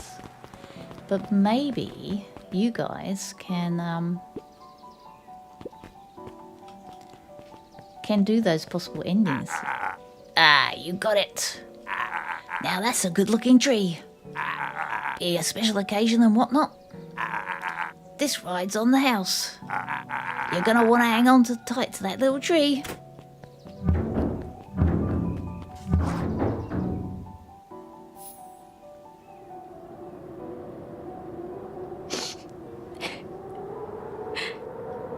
I think this the end I've been waiting for. Honestly, I'd begun to lose hope of ever finding it. But then you came along. I don't know exactly how to thank you. It's hard to explain how much this means to me. It's funny, now that our time together is finally ending. I'm at a loss for words. Let's just watch the end together. Done. A good little tree. The best little tree. Thank you, children. This means a lot. Yeah, thanks for everything. Shucks, I only did what any super awesome best buddy would have done. We should probably give you some time alone now. You good? Yeah, I am. Tears got you. It's been a wild year. How are you feeling? Everyone keeps asking me that. I'm fine, really. Pa always said the only thing fitter than a fiddle is a cello. I feel like a dang cello. Well, if you ever stop feeling like a cello, I'm here for you.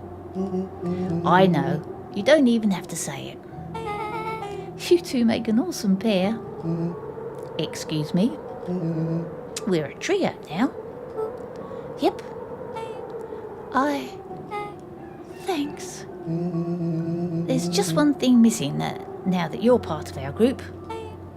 Missing? Let me tell you a little story about a man named Hank Atomic. Oh God. I won't be long. We'll be waiting for you back at the phone booth. I found the perfect way to start our summer.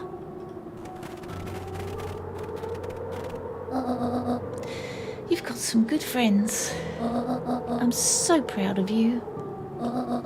Your father would be proud too. I know. Mum, can I ask you a question? Do you ever dream about Dad? Not a night goes by that I don't. Are you ever afraid that you're going to forget him? Forget what he looks like? Forget his voice? No, because so much of him lives on in you. He loved that old tree, but I know he would have loved this one more. Because his two favourite people planted it. I'll give you two a moment.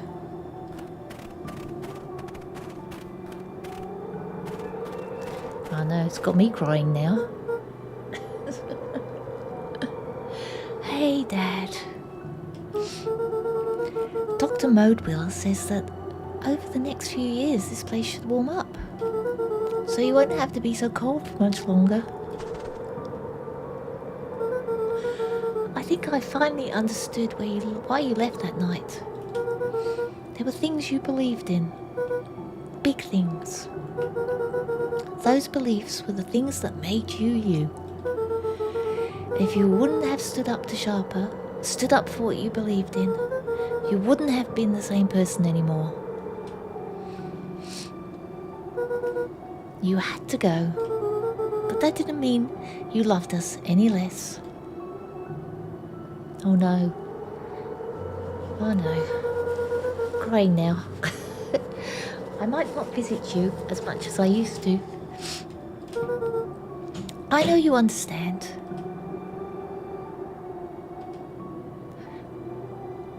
Hi, MC Yeager. How are you doing? Unfortunately, you came in just at the end of the story. And me in tears. My goodness. Wasn't that? I thought that was an amazing game, I have to say. It was the best game I have played in a very long time. And I think the writing was very clever. I mean, it was a cartoon, but there was a lot of other adult concepts in there. I thought it was, I just thought it was fantastic. And, it made me cry. It was a good ending. I'm wondering what the other endings are. But, I'll let you guys find that out for yourselves. So, anyway, I think that